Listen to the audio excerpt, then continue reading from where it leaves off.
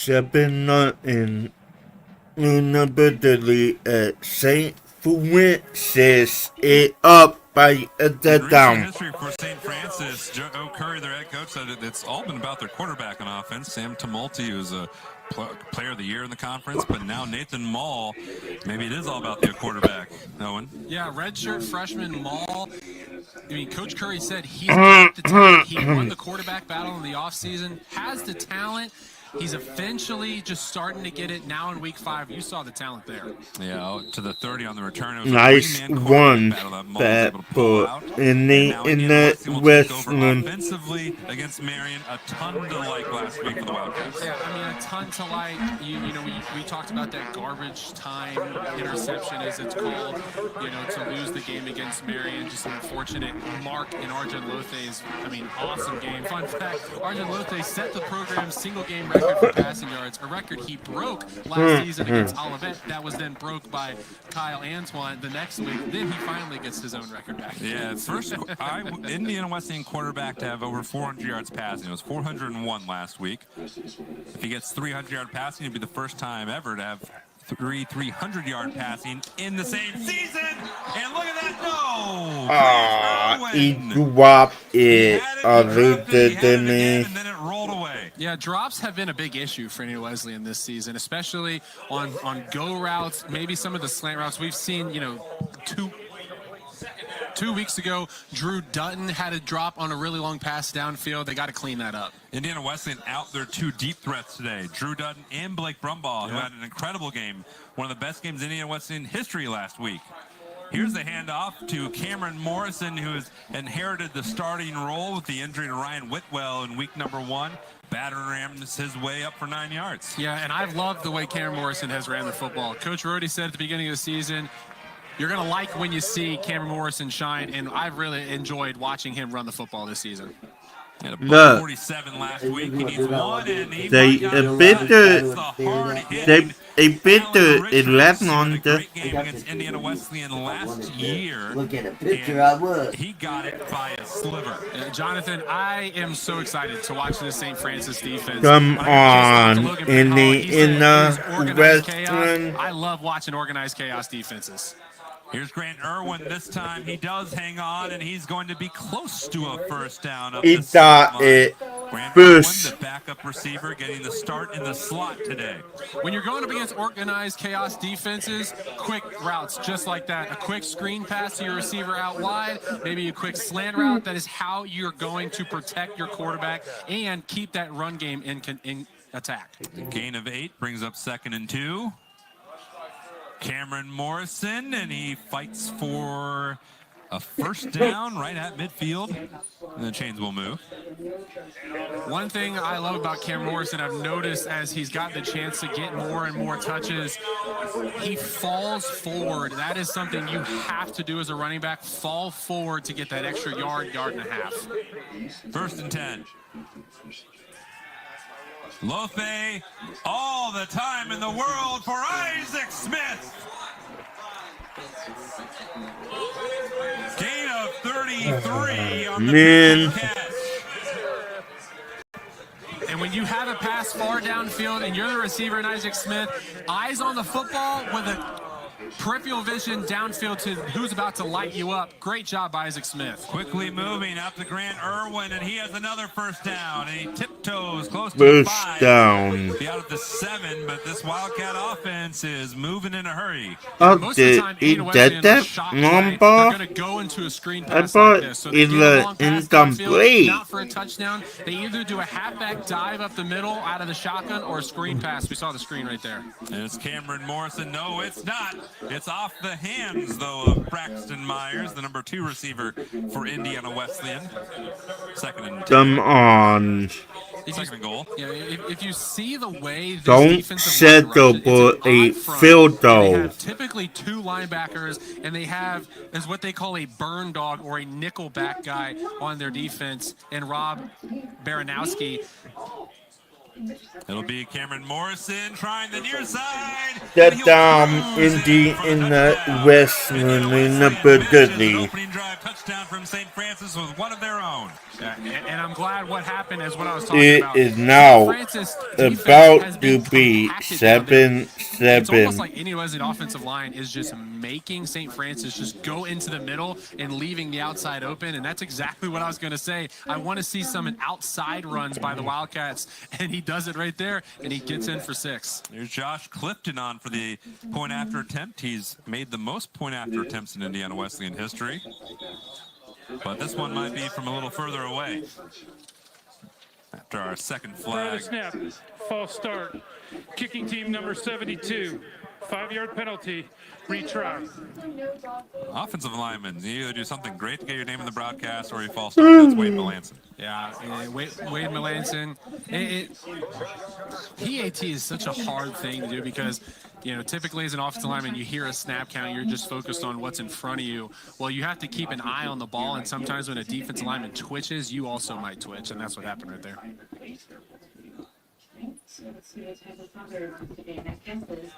This one, like the first, is good. 7-7. Good start to this one between Indiana Wesleyan and St. Francis. 7-7. It tied up.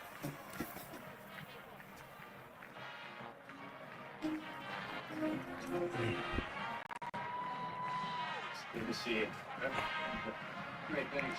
Closing on Lambert and Simmons. This is the undefeated regional series. This is the team in front of you right up at Dave Hopkins, Austin, Morgan, and Monroe.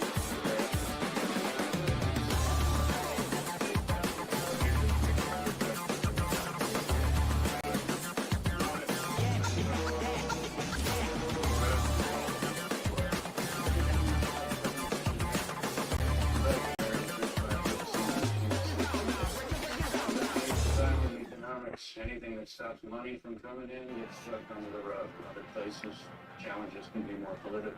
If people a little focused on games like our did, we should be mistaken. This guy has to launch. What's his name? Texas State. Registered to the Rocky Mountain. It's the main modeling for all that public service. What about the driver?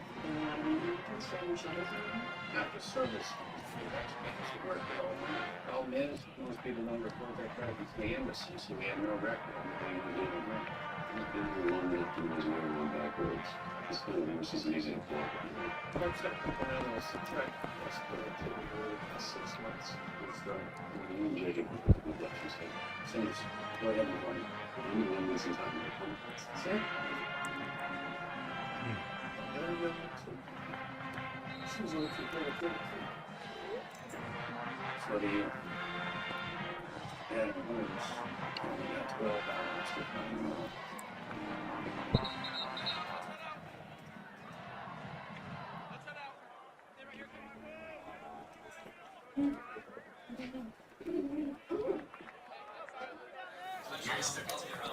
Nine plays, 70 yards in 2.5 minutes was Indiana Wesleyan's answer to that opening drive by St. Francis.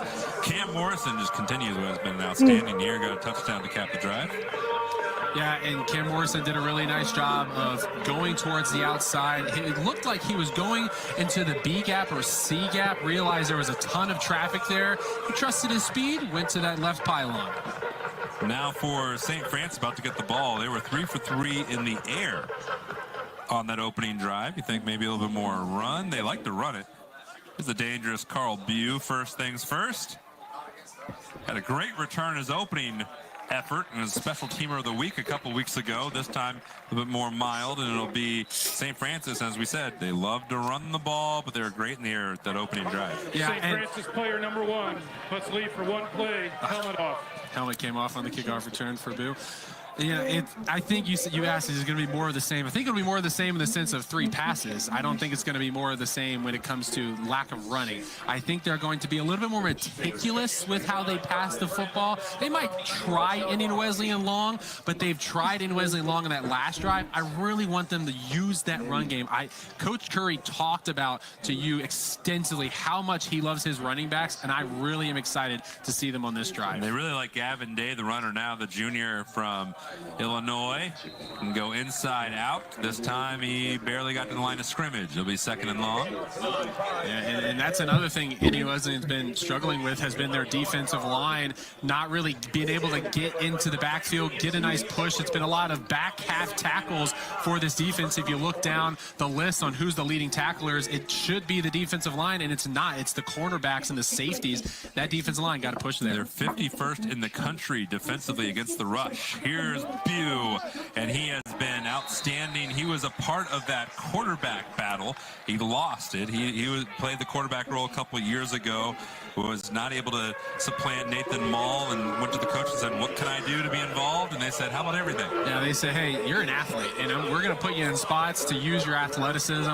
We saw the speed and elusiveness on that first kickoff return. He turned something into a lot, or he turned nothing into a lot of something. And then, right there, just falling forward, taking some shots. Unfortunately for him, he got really gang tackled by the Wildcats defense. Yeah, you're saying he's having the most fun he's ever had playing football this year. 3rd and 5, and that went off the hands of the safety, Vinci Solano. He was looking for his tight end, Jake Friddle, one of the great leaders of the team. Yeah, and if you we in Alpha going, there was the deep route by Mason Hackman down the field, realizes that's not available, so he looked towards his tight end, just threw it too strong. He needs to continue running that route towards the sideline. He's big. No offense to Vinci Solano, but you're a tight end. You're bigger than the safety. You need to continue running that route. And if he gets in your way, it's a pass interference. Now, last home game for Indiana Wesleyan was an adventure on this end of the ball. Leo Morrow struggled some, better last week. Adrian Guerrero, the punter and kicker for St. Francis, will test him. And here's Leo Morrow. Has blocks. Oh. Out towards midfield, up to the 48-49 yard line. Not too shabby for the sophomore from Fisher, Indiana. Wow, Leo Morrow, he got his back flipped by the punt. It was a heck of a punt by Adrian Guerrero, but an even better return by Leo Morrow. He did a beautiful job turning his back, but then quickly turning around, realizing where it is, trusting his blockers to go through the traffic. 23 yards on the return for Morrow, and now here's Indiana Wesleyan's offense. Wanting to run the ball of Cam Morrison. He averaged 4.8 yards per carry. St. Francis loves to stop the run. Lothe will throw. He has Simon Vincent on the end cutter for a first down. First down in the just because the defensive end was lined up, head up on Drew Pretty. They take him on just go straight down the line of scrimmage. They knew they were going to send a guy off the edge because of the head up alignment by the DN. Great job by Arjun Lothe to see the field. That was a gain of 14 on the play. Lothe, the lefty, airmails this one. Incomplete. Now this lets us bring up something with St. Francis, that passion for stopping the run. They do not have their starting all-conference honorable mention nose tackle, so it's Bryce Pollard, the freshman, who is at the point on that defense. Yeah, and Bryce Pollard, like you said, he just needs to get the experience. And Morrison will get by him and zoom away. Touchdown in the Redlands. And Jonathan, when the Red Sea parts, run right through it. That was a heck of a job by Cameron Morrison to just be patient. Watch him. He sits, goes. He just follows the gap, and he's got breakaway speed, and he uses it right there.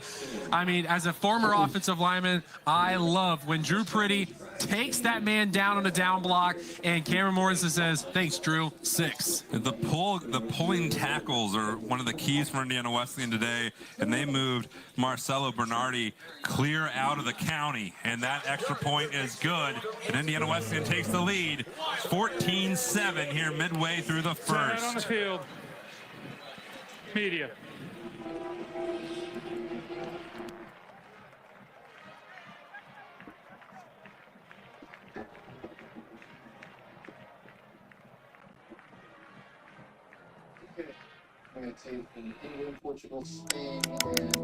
Union Made as carpenters, millwrights, and floor layers. It's not just a label, it's who we are. From schools to stadiums, bridges to hospitals, we lead with skill and pride that pushes our industry to new heights. With a legacy spanning 140 years and a brotherhood over 37,000 strong, we're building careers and communities that stand the test of time. Want in? Visit carpenters.com to build your union-made career today.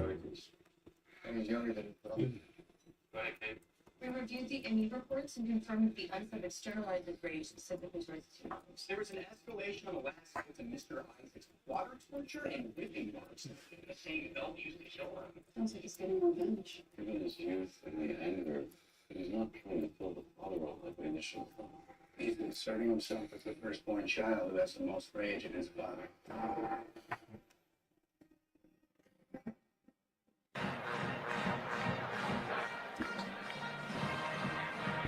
14-7 Indy in the red arena, Italy on top.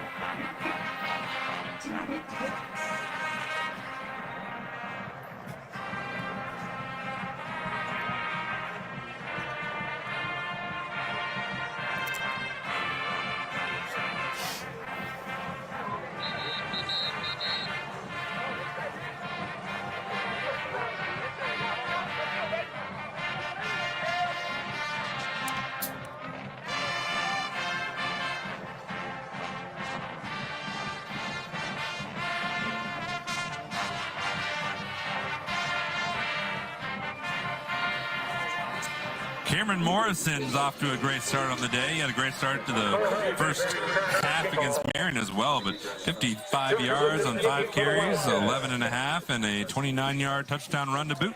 Yeah, I think when you're averaging 11.6 yards a carry, that's a pretty good start to the football game. Not too shabby. No. He entered today looking to become the latest running back for Indiana Wesleyan to score in 3 straight games, and he just did that. There's 3 other guys that have done it. His kick goes out the end zone. Look at this. Here's that run again. Yeah, so I want to talk about, I want to highlight the left side line of scrimmage. Drew Pretty and Wade Melanson. That's the other one. That was the deep pass downfield. But it was a zone oppo, and so he's lined up. He runs to the opposite side of the down blocks. You see it right there. Down blocks go to the right. Morrison lined up to the right side, runs left. As an offensive lineman, zone oppo was my favorite play, and it was because you got to absolutely dominate on a down block at the tackle position. So St. Francis, touchdown the first drive, stalled out early on the second. They hand it off to a new running back. They'll rotate quite a few guys, getting a couple yards. And that's what you have to do. You're coming off of a bad drive, then your defense gives up 7, then you have to go back out there and you have to really force the hand, just stay on schedule. And I mean, yes, it's 2 yards, but it's an on schedule down. That was a Boubacar Berry on the carry for a couple. They ran about the entire team last time out against Madonna. Maul will throw on second, knocked down at the line. Incomplete. That was Antonio White, who began his collegiate journey at Marion University, got up and swatted it down. Yeah, and that pass was intended for Mason Hackman, and he had Hackman right about the X on the 35-yard line, right in the middle of the field. And I mean, that would have been a beautiful route ran by Hackman. Unfortunately for Maul, it was just a hand batted up by Antonio White. And this feels like an already early pivotal 3rd down for the Fighting Saints. And Maul skips away, and he's going to have a first down. Harangued down by Devin Arevalo, who was in the running for one of the St. Francis semifinals for the Campbell Trophy. Yeah. Jonathan, I love when my quarterback has eyes in the back of his head. They bring a cat blitz with Leo Morrow off the edge. He sees that, takes a step up, and then realizes his left tackle got beat, steps up around that, and runs for the first down. And we hand off to Even don't even know the that not much at all. But yeah, Mullen doesn't look like a redshirt freshman out there. No, he is. I mean, he is so talented. Coach Curry talked about it. He said he obviously won the battle for a reason. We played two good teams the first 2 games of the season. We saw the looks, we saw the talent against talent, and now we're finally finding our own talent, really bringing it out to fruition, and we're seeing it here with Nate Mull. He had some confidence-building games against Lawrence Tech and Madonna. Mull, that's a tricky one, a little shy. incomplete. He's trying to find his fellow classmate, Connor Engstrom. Both of them, Mull and Engstrom, developed a great rapport on the scout team a year ago. Jonathan, that pass could not have been thrown better. To Connor Engstrom. He fell. He Second knew he had to go and towards the 10 sideline. for Lou It was just a SF. way better play, but in coverage by New Wesleyan's defense. Devin Arevalo was the man in coverage. He was a run thumper his first couple of years at Indiana Wesleyan after his transfer from Trinity International. Yeah, I mean that was his first pass deflection of the year as well. He's got a ton of stats, but that was one of them that he wasn't there. 3rd and 10. And in the game for Indiana Wesleyan on this timeout is Terry Sylvester, who missed last week with injury. Their first of the half. The Fighting Saints will take a timeout. Again, critical play trying to respond to Indiana Wesleyan, and we'll see what they do after the break.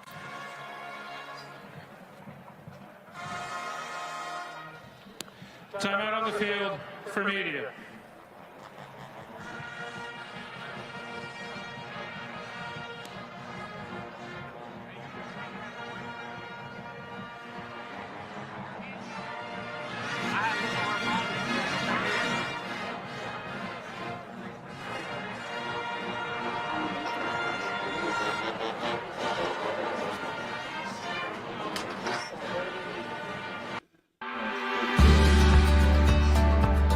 The business owners that we work with, they become some of our best clients, but more importantly, some of our closest friends. That partnership that we have with them goes so much further than just an item on their balance sheet. The building of trust is done through relationship. We're their advocates. They trust us to see their goals to fruition. We also work with the individuals and the employees of these companies that all have their individual goals, their individual dreams, their individual fears. So we have advisors at every level that can meet our clients and their families' needs. Whenever you have a client who asks you a life question, I think that's the definition of a trusted partner.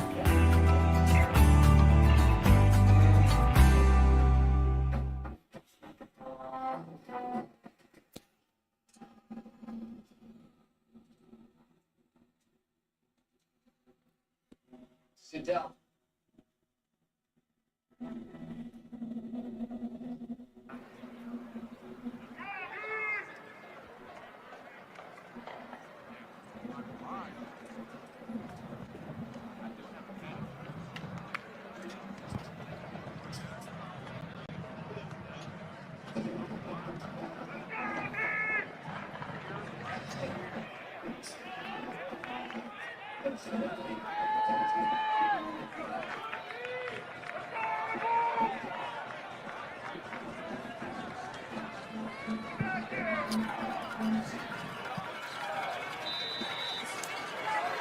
Third and 10, Ryan Little out wide to the far side of your screen. View and Engstrom, the receivers.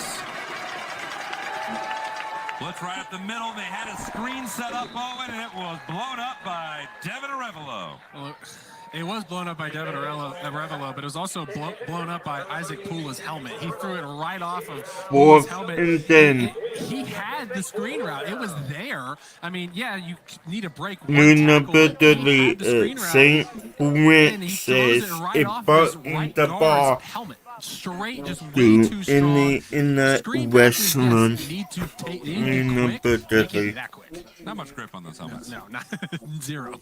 He's looking for Jake Friddle. Wouldn't you go further out? Now, last time Adrian Guerrero punted it, he booted the bejesus. That's his fake. Guerrero fakes it. Fake. Get there, he does. First down. What a play by Adrian Guerrero, the redshirt sophomore from Lombard, Illinois. He was a special teamer of the week last week, and he might be in the running again. When you come in and you're playing against a top 25 team in the country, a team that's had your number, and when we're talking about matchups, historical matchups, and Wesleyan 2-0 against St. Francis, you got to take risks, and they took one there, and I love that play. I absolutely love it. They saw something in film. They saw something in this game, and Wesleyan just takes off after they received the snap on punt and just use Guerrero. That was a 14-yard run, their biggest of the day, Owen. And a flag will come in. Let's us appreciate that run a little bit more. Yeah, that was awesome. I love when teams do stuff like Prior that. to the snap, false start. Offense number 77. 5-yard penalty. First down. Second team all-conference year ago, Matthew Alston from Chicago. And it's right about there. Yep. And honestly, they gave it to one guy. They probably could have given it to three of them. Usually when one man jumps, there's about 2 or 3 of them that jump as well. The man in the middle of that offensive line, Anthony Nyachowski, is the leader of that line. He was also second team all-conference last year. That's a high one reeled in by Ryan Little, who has come up big for St. Francis all year. Yeah, Indian Wesleyan got really lucky by that pass. If that pass is in stride, that's a first down easily, and he's making your safeties make a tackle. He goes up and gets it, but if that pass was thrown in stride, that could have been an even bigger play than it already was. A gain of 9, it's 2nd and 6. Blitz shown, blitz comes, Maul throws into it! In the rhythm, in the rhythm, it a bit shit.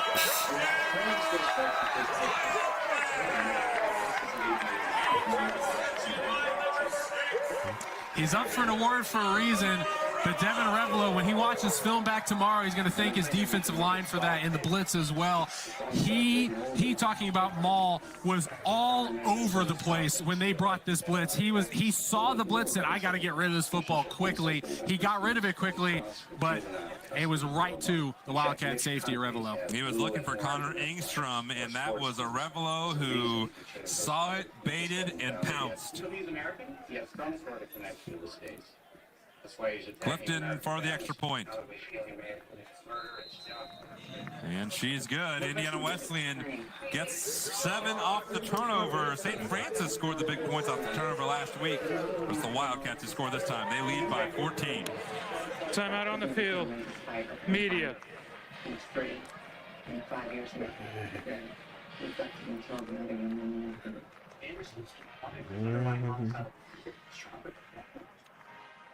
Use the efforts to improve our reunited if they were his first victims, who were? His own family.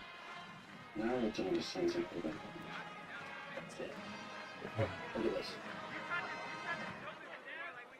This guy had a powerful inspiration. In the Westland Donnilam, Lunability, St. Francis.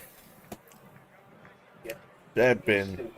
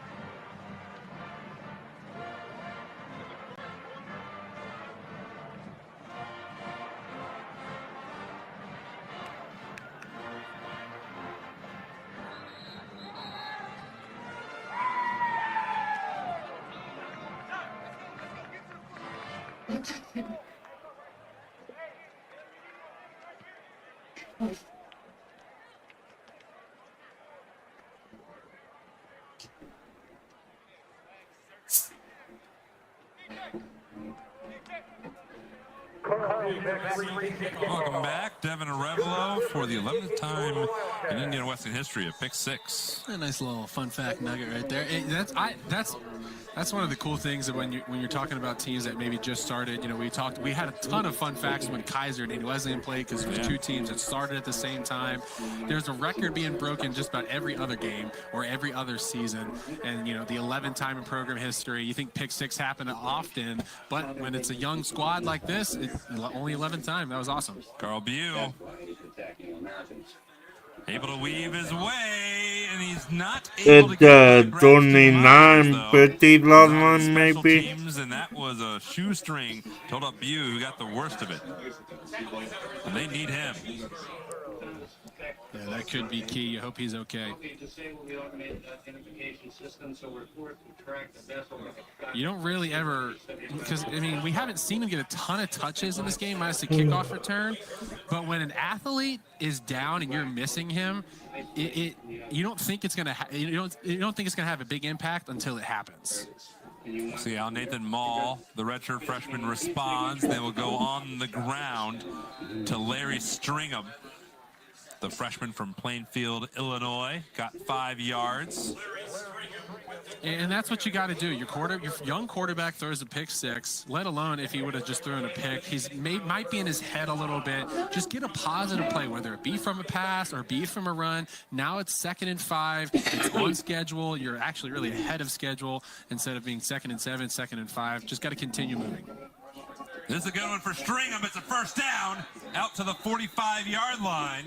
He got tripped up and stumbled after 13 yards. Entering today, St. Francis had 4 running backs with over 20 carries, one being Stringham. Yeah, and watch this. They're going to pull the guards, but they're really going to wall off that whole left side. And it's the defensive tackles has been a really big issue for Indiana Wesleyan this year. St. Francis clearly watched film this week, took advantage of it on that play. That's his longest rush of the day. The actual longest was the punter on last drive. Stringham again lowers his head, moves the legs, fights for 3. I mean, fights for 3 on schedule. I mean, you know, you get into the nitty-gritties of certain things, but that's an on-schedule down. Yeah, it's not a 15, 20-yard carry, but it's on schedule, 2nd and 6. You're, you know, like I said, technically ahead of schedule, 1 yard ahead of schedule. You just got to keep doing it, get 3 yards. It's how you put together a good drive, which is what they need to do here. And after giving up 21 unanswered to Indiana Wesleyan, this is the drive that St. Francis needs to stabilize things here at the end of the first.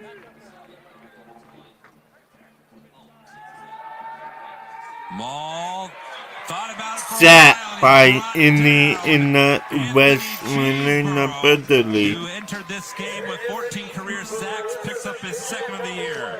Coverage, sack. 2 words on how you describe that sack. They tried to do a double move by both guys on the near side, and just great coverage by Wesleyan's back half. He was forced to step up. That eventually, you know, your offensive line, they can give you about 3 to 5 seconds, but once it starts creeping up past that, you're really getting testy, especially guys can get blitzes, and you see it right there, Anthony Cheesebro. Yeah, Anthony Nawazali, he had him tied up for a little bit, but the first team Indiana Wesleyan, Cheeseboro was able to get him and just had long enough to work on him. Yeah, exactly.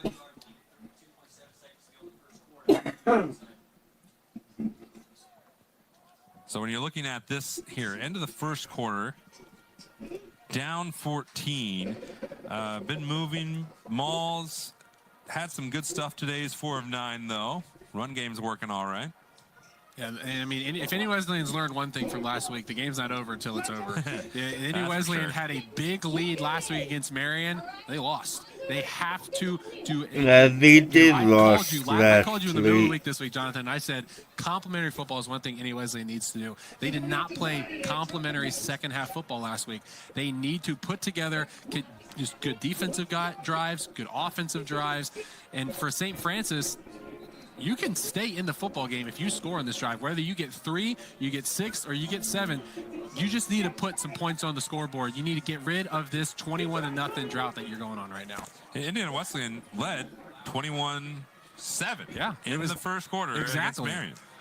And so then Marion was able to answer with a touchdown of their own. And And for St. Francis, it's not only getting points this drive, but their defense needs to be able to slow down the Wildcats. Yeah, absolutely. We'll talk more about that when Wildcats offense goes back on the field. But what we need to see from St. Francis's offense right here is just staying on schedule. They're behind schedule here. And he looks out to the flat, and he has Ryan Little. Is he out of bounds? No, he held on. What a play by Ryan Little. He definitely held on. I want to see a replay right here, see if he got his foot in bounds, because if he did, wow. Yep, he did. Got the tippy toe of his left foot. Unbelievable by Ryan Little. That was awesome. 27 yards and a tightrope act to boot. The clock should be remain running. And so we'll go to the end of the first quarter and head to the second. Indiana Wesleyan leads, but a surge there at the end. Ryan Little gives St. Francis quite a bit of room to hope here going to the second quarter.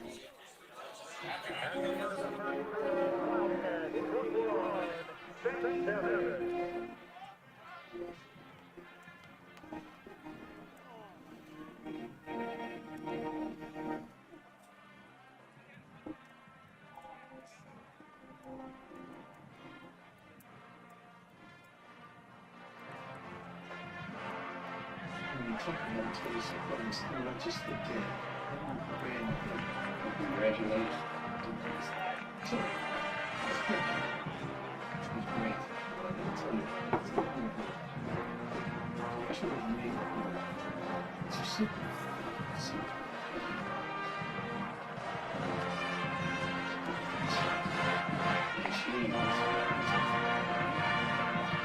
Setting order about the shot.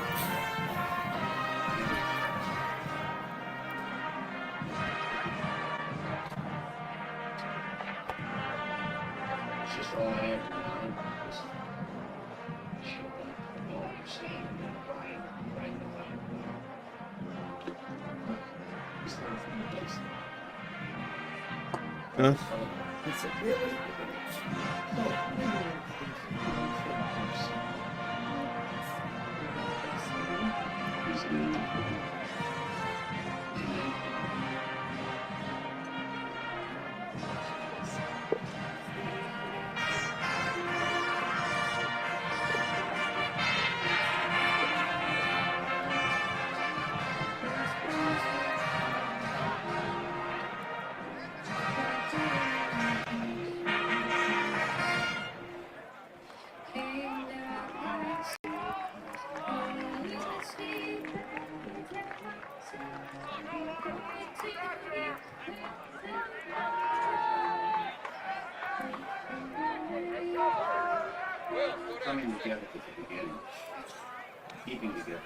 Ryan Little had a bad injury 2 years ago, dislocated his ankle, and was hobbled last year, much closer to 100% this year. Off a huge play, they hand off to Stringham, who fights his way forward for a nice gain. But Joe Curry said that injury a couple years ago for Little, it was one of those where he lifted up off the ground, his foot stayed down. It was just a terrible injury, and he's able to continue to fight back. He had ran with a limp a year ago. Now he's much closer, and he's come up massive today for St. Francis. Yeah, and I mean, talk about confidence and talk about, you know, staying within the lines. He went up, got the football, and then kept his foot within the lines. That was a heck of a reception by Ryan Little. And then, you know, then you have a big play. You need to just continue the momentum. They kept it there. 4-yard gain, 2nd and 6. And began his collegiate journey at Wisconsin Whitewater, which is a really good school in the D3 level. And a delay of game going to be called here. Delay of game. Offense number 12. 5-yard penalty. Remains 2nd down. Savvy by the defensive coordinator, Austin Taylor. Yeah, he realized they substituted. It took St. Francis way too long to substitute. You got to give the defense time to substitute. They don't say how long, though. And that was a heck of a job by Austin Taylor to really realize what's going on. I don't know why defenses don't do that more often. Every time, if it's a late sub, and just change out our guys. Yeah, and maybe it's one of those unwritten rules. You just, you know, hey, I'm going to hurry up, you hurry up. And that time they didn't hurry up, so I'm not going to hurry up. 2nd and 11.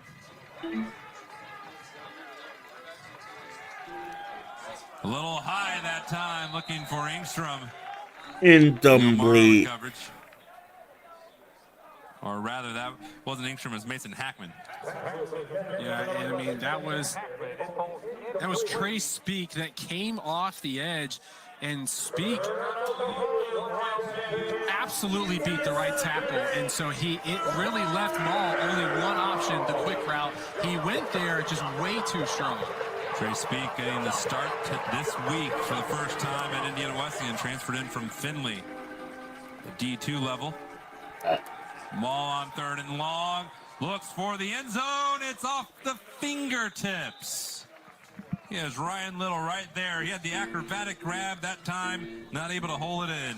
Yeah, I'm not gonna lie, that was a beautiful ball by Maul. He threw it right in the breadbasket, and it just went right in between the hands. I mean, look, right there, it was just so close for being 1st and goal for the Saints. So this will be a 46-yard attempt for Adrian Guerrero. His longest last week, he was 3 for 4, was 42 yards. That is also his career long is 42. If he makes this, this would be a new career long for Adrian Guerrero. Light wind in his face. He drives it, and that would have been good from forever. Yeah, that was a heck of a job by St. Francis to trust their kicker. I said they needed points. They got it. 21-10. St. Francis gets a response.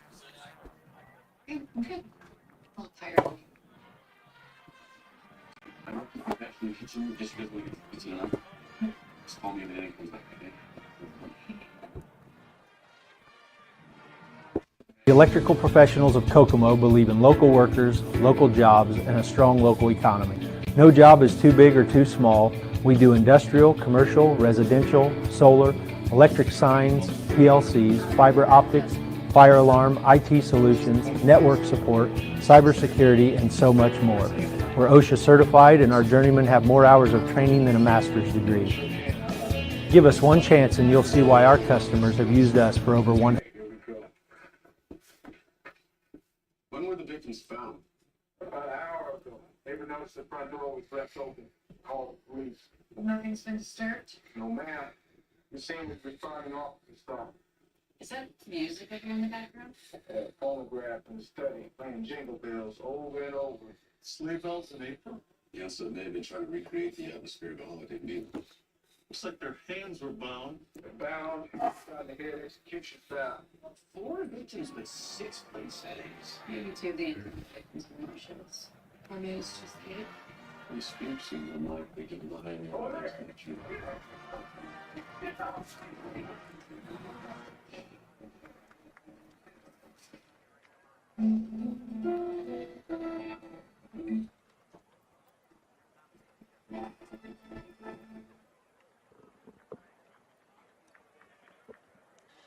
When one has not had a good father, one must create them. Favorite Nietzsche. Name's Edward. He's 23 years old, works as a waiter in D.C. He's a cleaner. So, except for being covered in blood at the scene of a mass murder, average Joe. The victims are Donna Kingman and her 2 children, Jenna and Lance, and Donna's mother, Clara. St. Francis got their answer, 46-yard field goal attempt to cap a 9-play, 44-yard drive. Now the defense, Owen, needs to rise up to center stage 2. Yeah, I said the offense needs to come out with points. 3, 6, or 7 didn't matter. You just need to get closer. You have a whole quarter to go and a half. They got points here. Now the defense needs to play smart. Interesting start here with a pooch kick. And Cruz Persley, starting linebacker today, able to mosey his way close to the 35-yard line. Indiana Wesleyan's offense has had the ball twice, Owen. They have scored twice, both Cameron Morrison.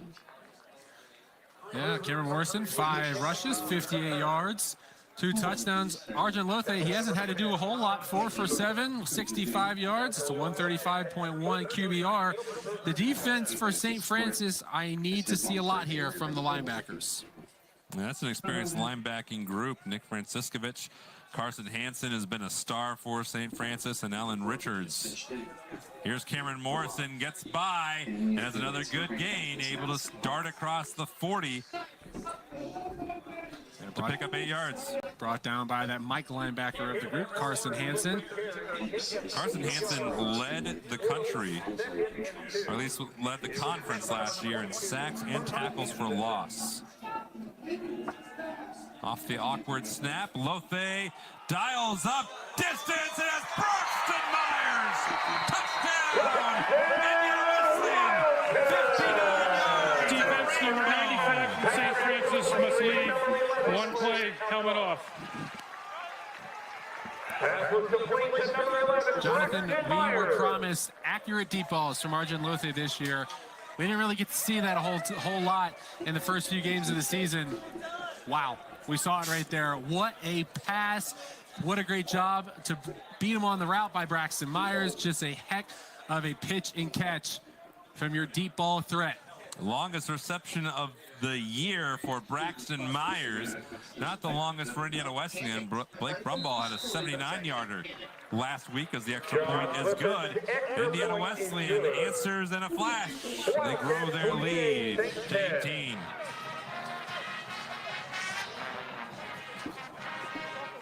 Jonathan, one thing about that drive by Indiana Wesleyan, obviously St. Francis defense comes into that drive realizing we need to stop them.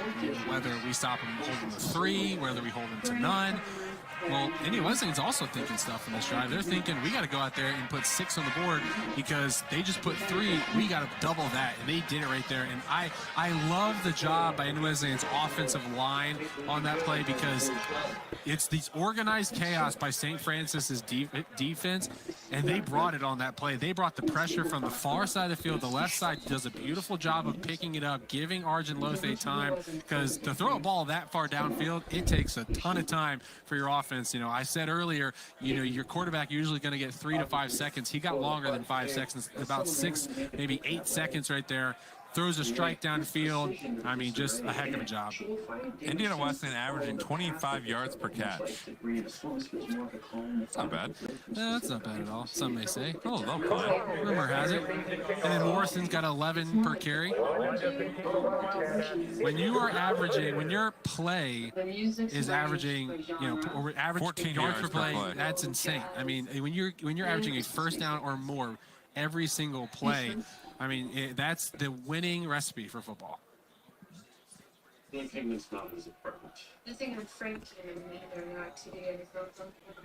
Returnable for Bew.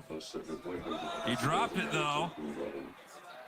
And he is going to be driven backwards. Logan Scranton, the first man there, but he wasn't the only red shirt. And a late flag. I saw Montez Jones on the wrong end of the shove. Yeah, that'll be unsportsmanlike conduct on Bew. His brief seems genuine, and there was no gunshot residue. It might have gone down a little quickly. Yeah. After which the killer laid out Talking this over for a little bit, maybe not. After the play, unsportsmanlike conduct, return team number 15. Penalty is half the distance to the goal. This is number 15's first unsportsmanlike towards ejection. That's a Boubacar Berry who offered the friendly nudge. Here, you'll see it here. It's only 18. Yeah. So here he comes. Here's a Boubacar Berry drifting in. And that's not even the one. Oh, yeah. That's why I didn't even see him in there. They're just standing in the same. They're standing right next to each other. So it's a Boubacar Berry, but it was really Carl Bew. Either way, it's 1st and 10 from deep in Fighting Saint territory. Kept by one of their backup quarterbacks, Johnny Sorensen, who was also in that 3-way quarterback battle with Carl Bew and Nathan Mull, and Sorensen plays multiple positions like Bew does. Yeah, Sorensen staying out there as well. I'm trying to see if I see Mull on the sideline. It'll be 2nd down and 8. Someone looking through looking glass, just trying to see if we can get over there. Periscope. It'll be kept by Sorensen. He got by 2, but he could not get by Cruz Persley, who was pressed into starting duties last week. A lot of good, some bad. 10 tackles First overall. down The for sophomore made the Nina play. Peterly at St. Maybe it was just a design on what they wanted to do to start this drive. See in the 11 of 28 to 10. Off with the quarterback. They struggled with it 2 weeks ago against Olivet. 3rd and 6.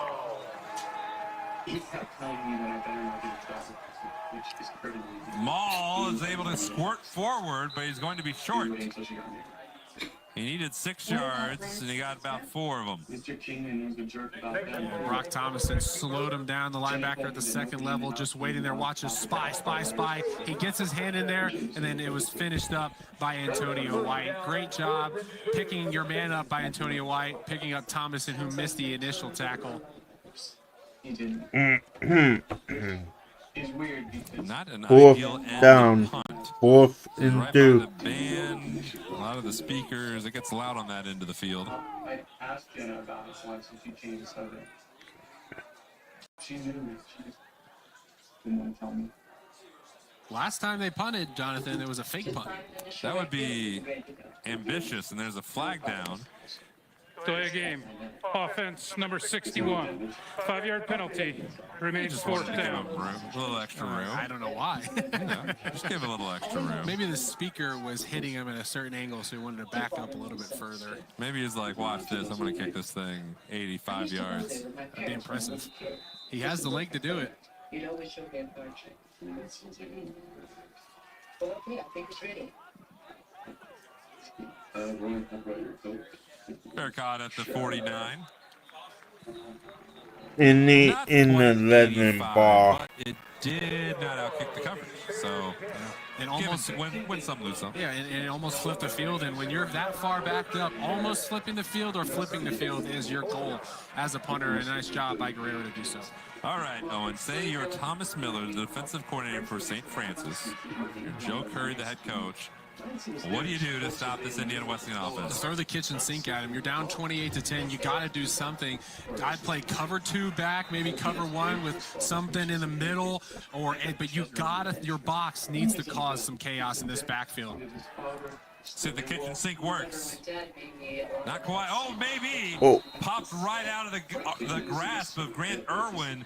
That was Xavier Gary, the grad student from Washington, D.C., who broke in on the play. This is a banged-up secondary, but Gary makes the play.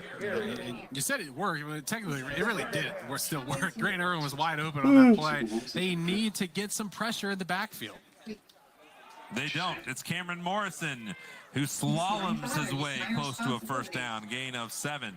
Yeah, and this push by New Wesleyans, very, very experienced offensive line is dominating this inexperienced defensive line from St. Francis. This offensive line for Indiana Wesleyan, to your point, not only are they experienced, they've allowed how many sacks this year? Big fat 0. None.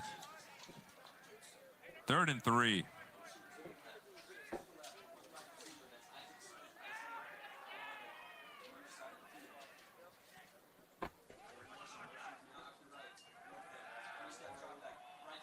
It's Isaac Smith who has a first down and fights his way to the 35-yard line. Isaac Smith is number 2 in Indiana Wesleyan history in receptions, yards, and touchdowns. And he's second to the original number 2, Braden Smith, no relation. When you're going so quick like Indiana Wesleyan does and getting set up, it gives you time to, when the defense moves around, gives you time to say, it's okay, let's calm down, reset everything. They did it there. Lothe looking up the middle for Irwin, not quite. He didn't see it until very late. 2nd and 10. And I mean, Lothe might have had something somewhere else. But in the Westland University. Running downhill, you just got to throw it up, put it to where he can catch it. He did it there, just a little too far. Yeah, he had to step on Michael Hackman, who's had a really good freshman year for St. Francis. 4 interceptions, second most in the NAIA. Here's a quick hitter to Isaac Smith. Tried to step over, did not clear the hurdle, though. That was Nathan Shute on the tackle. Lift off fail. Yeah, didn't not clear for long. And I mean, Jonathan, First down in the 11 in the not first giving St. delay. Francis's defense to really get into the backfield. Morrison again, that time. Nice tackle. That was my That may be by law. brother of Mason. And they brought that blitz downhill from their safety. Well, they didn't really bring a blitz with Hackman. They brought a blitz from the linebacker crew. Hackman just had to fill in at the linebacker spot in that area, and he did a nice job to tackle in space. And that's a really hard tackle made on a shifty Cameron Morrison. Nope. Montez That's in the game in the slot like for Indiana Wesleyan. And Lothay looks Both. for him. No, he gets Isaac Got Smith, who's in that down in the 11. fifth of the year for Isaac Smith. And for his career, that is number... I'll get there eventually. 25. I mean, look, Isaac Smith you just said 25 touchdowns. He's one of the more prolific receivers in program history here at Indiana Wesleyan, and it's because he does things like that. There's 3 guys covering him in some form or fashion. He slips in between the zone, Lothay throws a strike, and he just keeps on running because he has that breakaway speed. And now he's the holder out there, Jonathan. Very versatile. He's now 7 away from the program record. Called by Brandon Smith. Chew on that. 35-10. Halfway through the second. Timeout on the field for media. Future of Adventure starts now at Fear Power Sports in Bern, Indiana. Since 1993, Fear Power Sports is more than just a dealership. It's community, it's trust, and it's passion. Whether you're after a rugged ATV, a reliable side-by-side, or the latest Polaris off-road vehicle, our team is here to help you find the perfect fit. Chase more, dream big, and keep pushing forward. Fear Power Sports.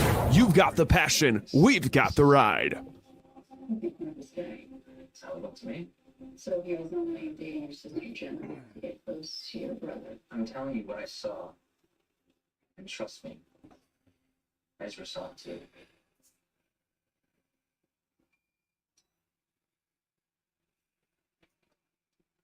What have you got, Rashid? Sir, I'm sorry to bother you, but you told me to call about something I got. Yeah, what's it? Okay, going through Frank Kingdom's business, the financials. He's been paying a consultant fee of $20,000 twice a year for the last 25 years to see if Gillian and associate. Okay, firstly, there isn't nor has there ever been a company in the United States who's ever done this. The payments are what they stopped 10 months ago. Maybe we can't play steps anymore to do it. The payments were made on 7 days. May 3rd and Jacob upgrade. You're expanding search for Gillian. It's an suspicious activity. So why aren't you speaking to him so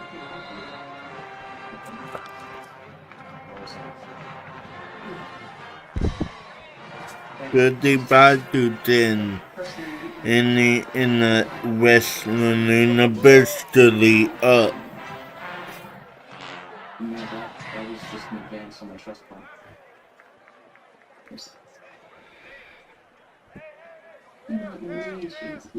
Indiana Wesleyan had a record-setting day last week against Marion in defeat, but they're off to a flying start here. They average 42.2 points per game offensively, 12th best in the country, and Indiana Wesleyan is 7 points away from that here, not even at halftime.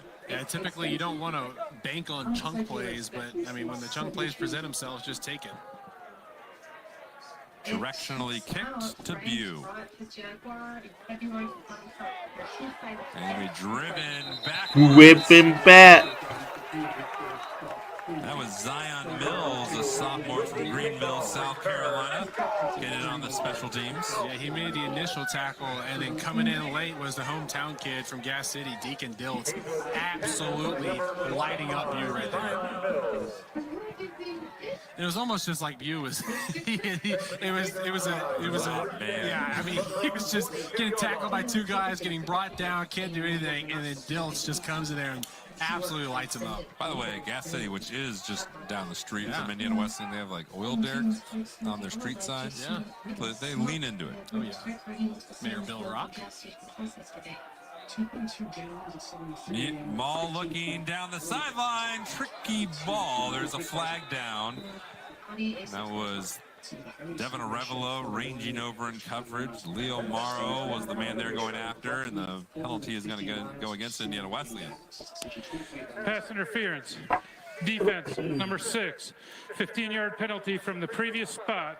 Automatic first down. Yeah, Morrow was grabbing the left arm of the intended receiver the entire route. See, he's not able to get the arm out. It was Arevalo who had him.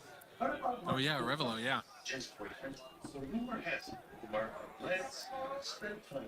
This will be first down and 10. I love this. You know, sometimes you do man-man. You see Morrow back right out there against him again. It's that chess match inside of the football game. It's a handoff to Aaron Larkins, who began his collegiate journey at Valpo, but this is his first year really playing, and benefit for going to Valpo to St. Francis. Don't have to change your colors. Yeah, they're both brown and gold. Yeah, and I mean, I like the idea, you know, run to the outside, because the runs up the middle really aren't working. Just in the about 55 to 10. Stop what you're doing, because you got to try and find something.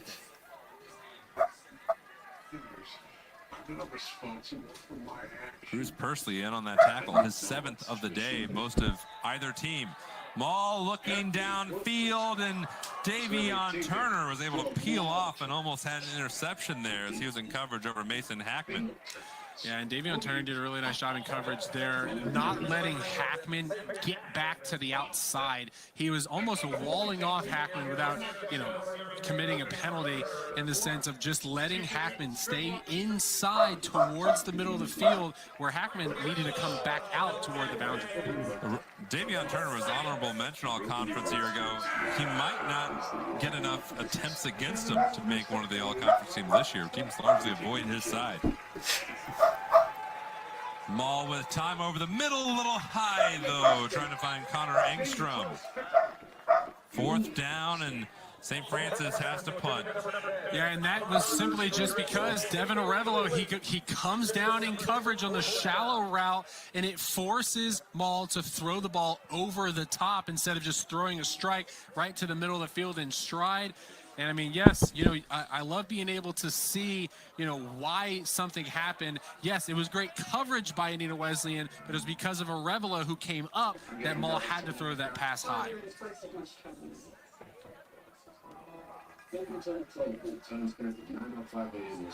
Well, made you think about it. Yeah, I thought he was going to do it again. Fair catch called for by Leo Morrow. Indiana Wesleyan will take over at the 21. So if the kitchen sink didn't work, you go to the refrigerator? Maybe the dishwasher, I don't know. No, I mean, Jonathan, Indiana Wesleyan's offensive line is doing such a good job of communicating. And I mean, you know, when I talked to Logan Penhall this week, I always ask. The starting right guard. I ask Logan, and I get the chance to talk to him, and I get the chance to talk to Isaac Smith, the number 1 receiver for Indiana Wesleyan. I asked them, what are the base coverages for Isaac? And I asked, what's the base box? You know, was it 4-3, odd front, what? And when he told me, he said, well, they're odd, but they don't really play an odd a ton. But Indiana Wesleyan has a good job of just communicating when they get into these different fronts. Out to the boundary. It may be the 7-law, maybe. Yet again, catch number 5. I mean, on that play, we saw odd stack from the box, which means 3 linebackers. Oh no, it wasn't odd stack. I'm sorry. It was a 3-2 front. The out to 2 linebackers were directly behind the defensive ends there. Here's Aiden Ewing, his first carry of the day. One of the backup running backs for Indiana Wesleyan, spelling Cam Morrison. Aiden Ewing and Brock Short share that role. Jonathan, you know, going back to your question though, when you asked what does St. Francis have to do in this drive? Honestly, I'm playing zone. I'm playing back, and I'm trusting that my defensive line is going to get a push up front. They go to Ewing, and they get a push up front, St. Francis does, and they stonewall the Indiana Wesleyan run here on 3rd. Lost a couple. And for the first time today, out comes Jack Doty to punt. In the wrestling ability, but in the ball for the first time said I need to see a big push up front by them, and they got it there. A really nice defensive possession by the Fighting Saints. It's a tumbler. Ooh. Returnable for Engstrom. He almost got it. Good return by Connor Engstrom, the redshirt freshman from Hickory Hills, Illinois. He averaged 20 yards per return on punts last week. Yeah, just shy of that at 13, Jonathan. Yeah, good return. Almost got nailed as he got that ball. As well, because Doty did a nice job flipping the field, getting the punt across. He brought it right back out to the 50-yard line, almost erasing that somewhat of momentum mindset the defense for Wesleyan can have going into this. And now it sets up your offense down 35-10. 5 minutes to go, basically 6 minutes to go here in this first half, and a whole half to play. You're not out of it just yet. Golden Nola. To Stringham. He's had the most carries for Golden absolutely Nola on that one. For 30 yards. On this drive, Jonathan, a group that needs to step up is this offensive line for St. Francis. Do they need to work clock too? Absolutely. They have to work clock. But I mean, when your runs go only for a yard, you can't really work the clock. So now you're going to have to pass the ball downfield in this play. I need it to be at least a 3rd and 4 to feel comfortable going forward on 4th down. Speak showed blitz before dropping into coverage. Maul is chased. Maul's in trouble. In the fumble. It was free at midfield, and it will go to St. Francis. Stringham. Larry Stringham. Number 30, St. Francis, must leave one play. Helmet off. He recovers it, and his helmet comes off. Lost his head. Poor guy. Found the ball, lost the helmet. Man, and that was... I don't think it's his fault for losing. No, everyone. Yeah, Maul is... I mean, I just said it. I challenged the group. They need to step it up, and Maul is just getting... You know, he's getting mauled in the backfield. He really is. I mean, there is just a ton of guys causing issues for Maul. He doesn't have time to throw the football downfield. Now he has time to throw it downfield, but it's going to be intercepted. In the wrestling ability. That in the game. Uncalled interception number 2 for Arevalo. Yeah, I want to see here if they maybe see it a little late. No, it was just before that. That was Thomason in coverage. Maybe the back judge thought they were, it was really just hand fighting with each other. I'm not really sure, because sometimes if the guy in coverage is also putting as much effort into it just as much as the receiver, maybe they'll just let it be with guys. Maybe that's what they saw there, but fortunate break for Indiana Wesleyan. Seems like Indiana Wesleyan, who doesn't need a break, caught one. Speaking of which, here's Isaac Smith. A first down. First down in the wrestling ability. That's tough to stomach. That is, I mean, deflating at best. I mean, they didn't work the clock. They didn't get points out of the drive. That is a tough situation for St. Francis if Indiana Wesleyan is able to get some points out of this drive. Reddish hair. Deacon Diltz from Gas City, as we learned, in motion. Look toward the boundary to a wide open Isaac Smith. He's bumped out of bounds by Ryan Menez. The junior from Wilmington, Illinois, second-year starter for St. Francis. Another pitch and catch, gain of 28. Flag at the 38-yard line.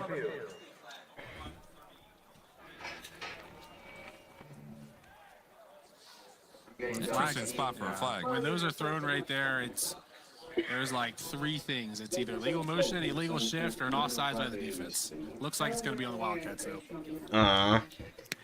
Ineligible player downfield. Offense number 12 was covered up. 5-yard penalty, remains first down. Please set the game clock to 3 minutes, 20 seconds. Indiana Wesleyan struggled this year with that. Just little miscues. Yeah, it's little miscues. It's things that there was a communication from one person that didn't really get relayed well to another person, and that's just been the reoccurring. 3 minutes, 20 seconds on the game clock, please. The reoccurring issue for Indiana Wesleyan, offensively and defensively. You can't have pre-snap penalties and you can't have mental lapse penalties. That meaning, unsportsmanlike conducts and such. It's a quick hitter out to Grant Irwin on the screen, blown up, and so look at that difference. That was a 28-yard gain, add on the penalty, slight gain here. Indiana Wesleyan just ceded many yards.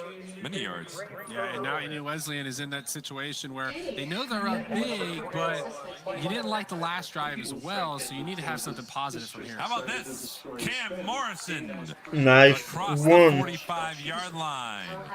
And a herky-jerky 9 yards. 9 ball in the 11 Ryan Whitwell third and 4. This year, he was also the star guy. Last year, Whitwell got injured. It led to a resurgence of this newfound running back that they thought they might have had. They found him. Same thing here this season. Cam Morrison. It was Roosevelt Cage a year ago. Here's Lothay. Both deep line open. Touchdown. Touchdown in the 11 in the Peterloo. Isaac Smith runs routes with the best of them in this country. I mean, he hits a double move at about the 35. You didn't see it on the replay. It was off camera. But, I mean, he breaks down. He hit a double move, and then he was able to just run right around his man. And it was just, I mean, that was such a well-ran route by Isaac Smith.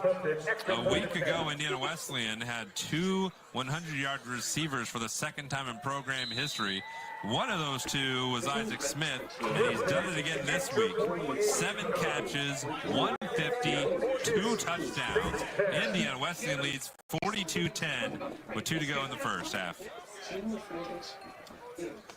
42-10 in the 11 up. Big 42-10, 2:12 to go. If Not even halftime. You just want some, I guess, street cred going into the rest of your schedule. You want to find something on the tape to talk about, come next week. You need to have a way better second half. And they're going to have a lot to talk about going into the locker room. There was a lot of mistakes. There was a lot of lack of communication. They need to fix some things going into halftime. The secondary for St. Francis has been a bit of a question mark in the sense of they don't have that much familiarity with each other. They've had a lot of injuries, have had to move guys out. They've had to play guys that they ideally would have had learning behind more experienced players, and that's being exposed today where it was Lawrence Tech and Madonna were not able to do it. No, and I mean, Curry, he told us, he said, I have talented players all over my defense.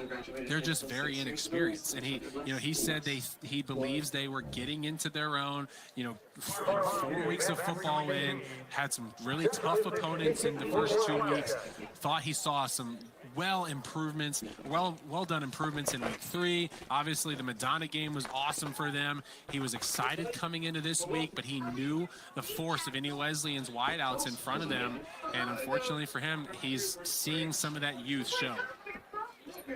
BU is going to be escorted out of bounds. That was Camden Zeisloft, who might have been a little too overeager. No, it'll be in sportsmanlike conduct on number 25 for Indiana Wesleyan. Zion Mills. He came in late, and I think he was a little too overeager going into the sideline and hit his man late. Either 25 or 35. Some 5. Some denomination, multiple of 5. Yeah, I believe it was Mills. Personal foul. Kicking team number 25. Late hit out of bounds. 15 yards added to the end of the return. First down, St. Francis. And that's where if I'm Zion Mills, I'm going to the far back corner of the sidelines and staying the farthest away from the coaches as possible go up to the for a student couple section? plays. You just go up to the grandstand, sit up there? No, you go out to the locker room? You crawl under the benches on the sideline, maybe hide there for a few plays, and then come back out later. Hold your hand up over one of your numbers. Be like, I'm not number 25. I'm number 2. Maybe get one of the injured guys on the sidelines, their jersey, switch out with them. 1st and 10. We got 5 minutes or 5 seconds until the 2-minute timeout. False start. Prior to the snap, false start. Offense, number 65. 5-yard penalty. First down. It's the freshman Isaac Pula.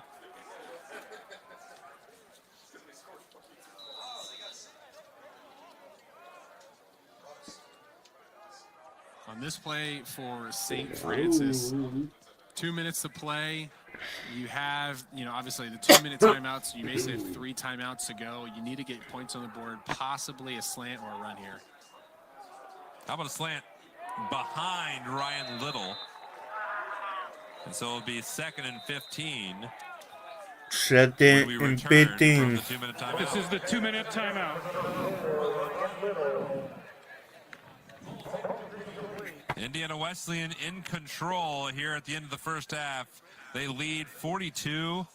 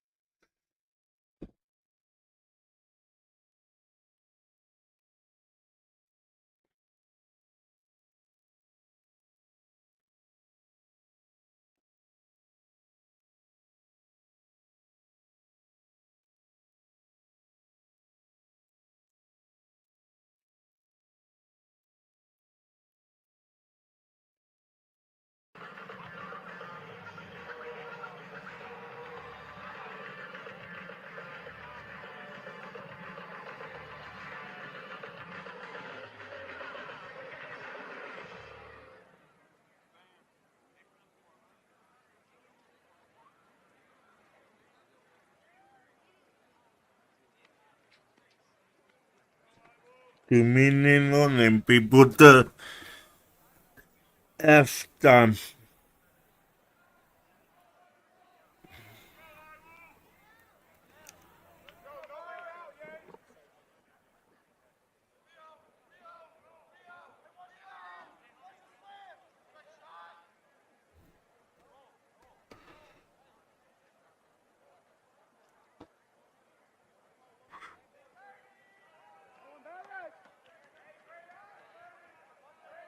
It'll be 2nd and 15 for the Saints from their own 28. Nathan Mall and St. Francis behind the 8 ball here. 2nd and 15. He's 5 of 16, 92 yards, 31% passing. They will hand it off. Larry Stringham got a couple. Timeout. Indiana Wesleyan, their 2nd of the half. All right, so if you're wondering why, it's because Indiana Wesleyan sees opportunity to really pound it down. Yeah, absolutely. Minute 52 to go.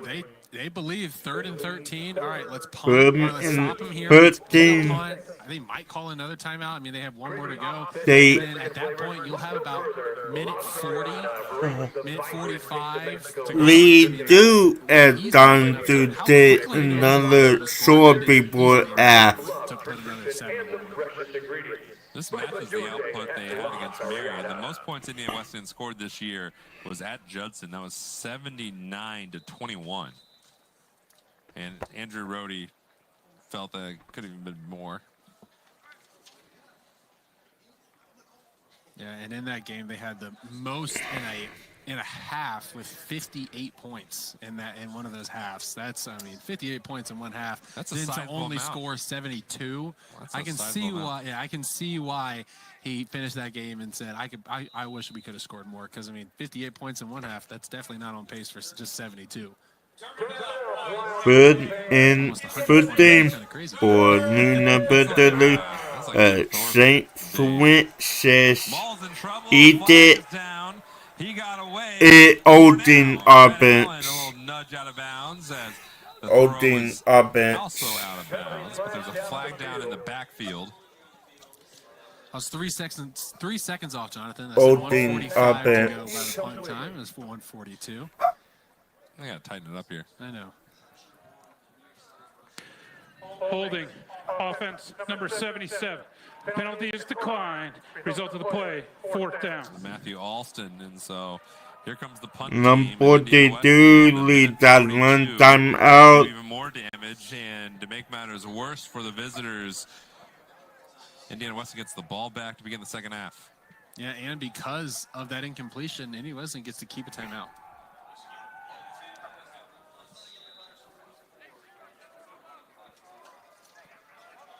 You never know. Guerrero does have that breakaway speed, Jonathan. We did see that. That was a heck of a play. Yeah. That was really exciting. It was just unfortunate for St. Francis. It was an interception.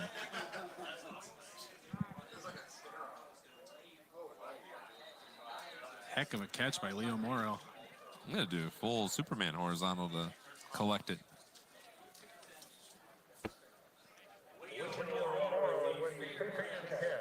First and 10 in the 11 number 30. And Jonathan, I'm looking at my The down notes, to do the more He damage. said details lost us the game last week, and we need to just play better complementary football. And so far in this game, they have done both of those things. And penalties haven't really been a big issue for them as well, which has been the biggest issue. Yeah, that's been a huge difference from a week ago. Indiana Wesleyan, second most penalties in the country entering today, have had 4 today.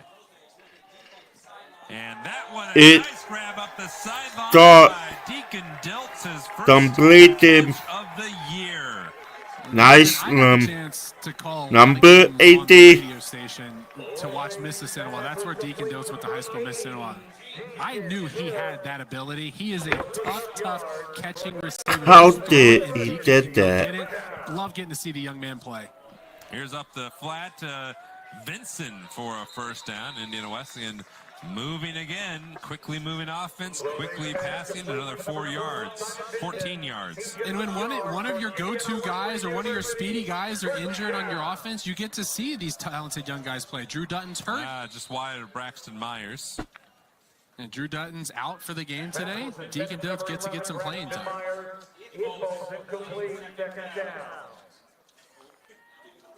That took care of your opportunities, you know. I never know when. Absolutely. Typically an injury that lets you come in and get some run. 2nd and 10. Whoa. They cranks it up for It Isaac Smith.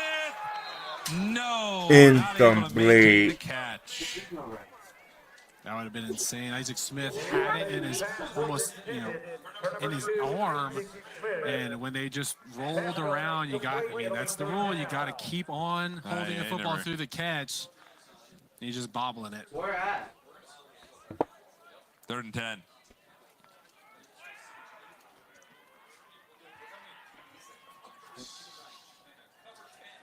Not really. Lofe underneath Cameron Morrison is going to be hurled down. You're going to play the new Uno game with them? On the tackle there, Nico Friesick, the redshirt sophomore. I'm swimming in the 11 football. Rush. Not shocking at all by this. Indiana what? The new Now, if we're in number the second 30 half, I on can see them kicking the field goal, but the Donald. first half, just try and get as many points as you can in this half to have the momentum going into the second. And they're going to take a timeout, too. Really think about what they want to do. Yeah, you're not in the and for Indiana Wesleyan's perspective, for Andrew Rohde's perspective, which this has been a up and down, frustrating year thus far. We were just talking break that Indiana Wesleyan. Their third and final of the half. 30-second timeout. It's been a long time since they've had 2 losses in a regular season. Yeah, the last time Indiana Wesleyan lost more than one game in the regular season was it was so long ago they played in the spring. Yeah, it was a 2020 spring COVID season. The Wildcats went 2-3.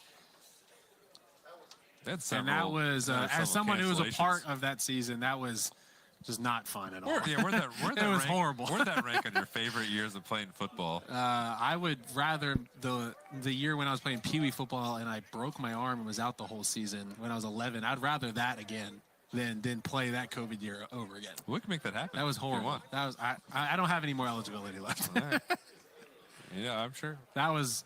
And playing with the see-through face mask on your helmet, face mask as well, and stuff like that. It was a long season. Here's Josh Clifton, 38-yard attempt, wind at his back.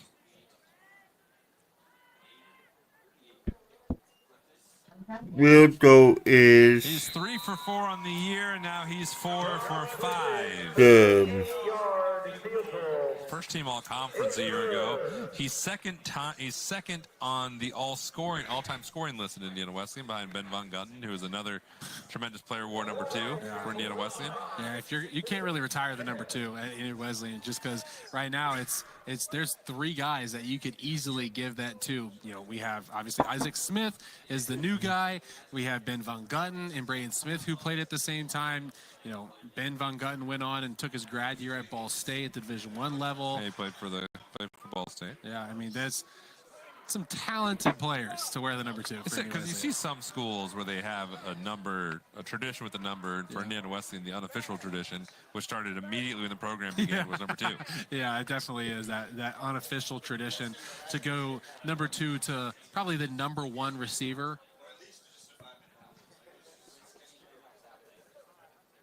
"13 seconds. What has been a bludgeoning by Indiana Wesleyan. Lead by 35. Jonathan, off air, I've talked to you extensively about this is what Indiana Wesleyan needed to do coming into this game. They lost 2 big games in this season, and if they want to have, if they want to have any hopes of hosting a home playoff game, let alone making the postseason, they have to win out and in this type of fashion. Tripped up there by Zion Mills. But, yeah, it's just how the polls work. You have to have some emphatic statements. And when Indiana Wesleyan had Marion on the schedule and Kaiser, and you come up short against both. And very short. They literally lost both games at the last second. One you lost on because defense gave up a last-second touchdown, or last-minute touchdown, I should say. And then for Indiana Wesleyan against Marion, it was a last-minute interception by the offense. And hosting playoff games has become a late fall tradition here in Indiana Wesleyan. So we're going to go to halftime. Halftime in the Wesleyan 45-10. We'll go to intermission.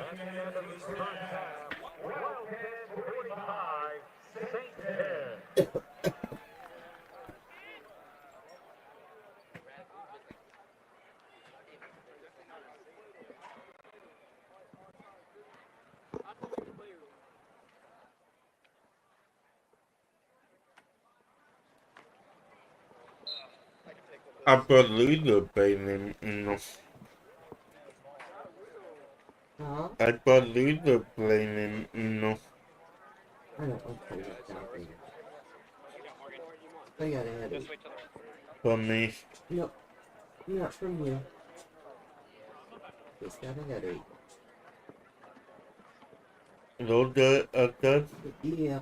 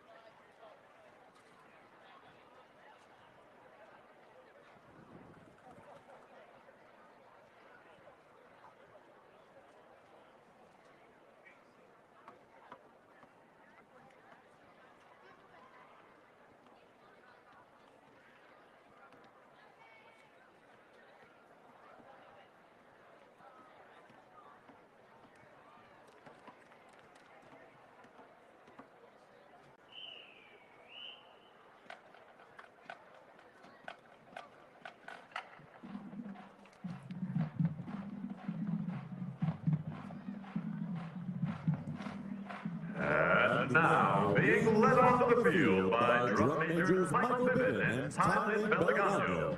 The Indiana Wesleyan University Division of Music and Theater, together with the College of Arts and Sciences, are proud to present the exceptional sights and sounds of your Indiana Wesleyan University Marching Wildcats.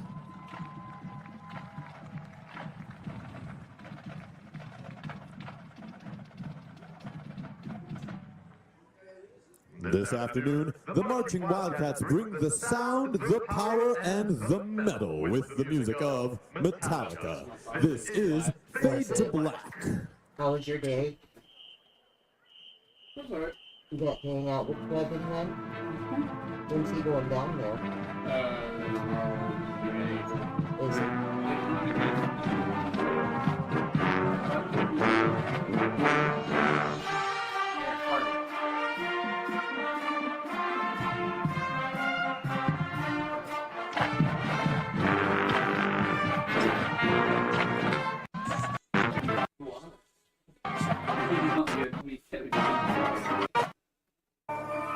Yeah, you're clearly center.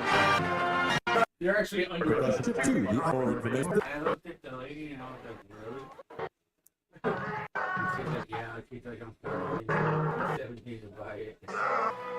So you really looked you dead in your eye and said you have to be 17 to buy it. It's still fucking ID, dude. Fucking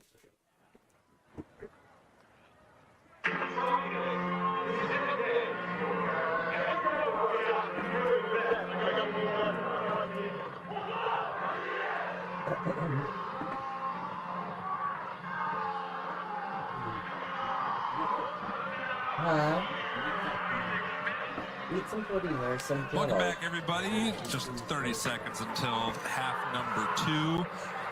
When you're looking at these situations, Owen, I bet.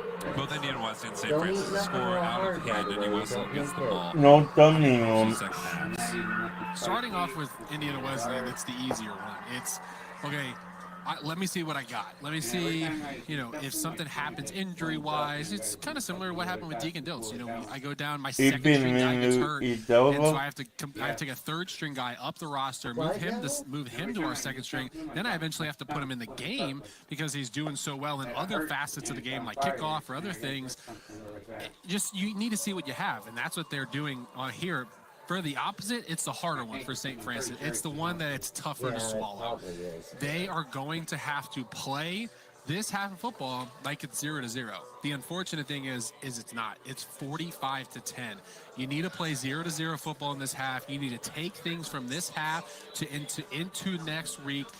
I mean, this is a young squad. This is a squad that will be around here for a long time, the next 3 to 4 years, guaranteed for a lot of these players in this position for St. Francis. You need to see how you can do when your back is against the wall, especially this deep against the wall. Grant Irwin back. Okay, in the to Cruz Persley. The linebacker gets his second return of the day. The ball came out. Was he down first? That's going to be the question.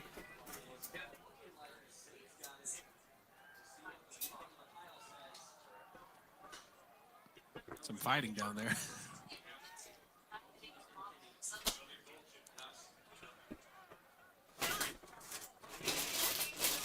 Everyone pointing in opposite directions. It's the best part about a fumble. That's David Green talking with Max Burker, the You umpire. can use a plastic up there. If there's Everyone not, then involved. use a regular. Jeremy Jackson, Michael Moran, Andrew McClure clearing people out. And there's more in there. I just have to The put only them one is out. the ref standing at the 40.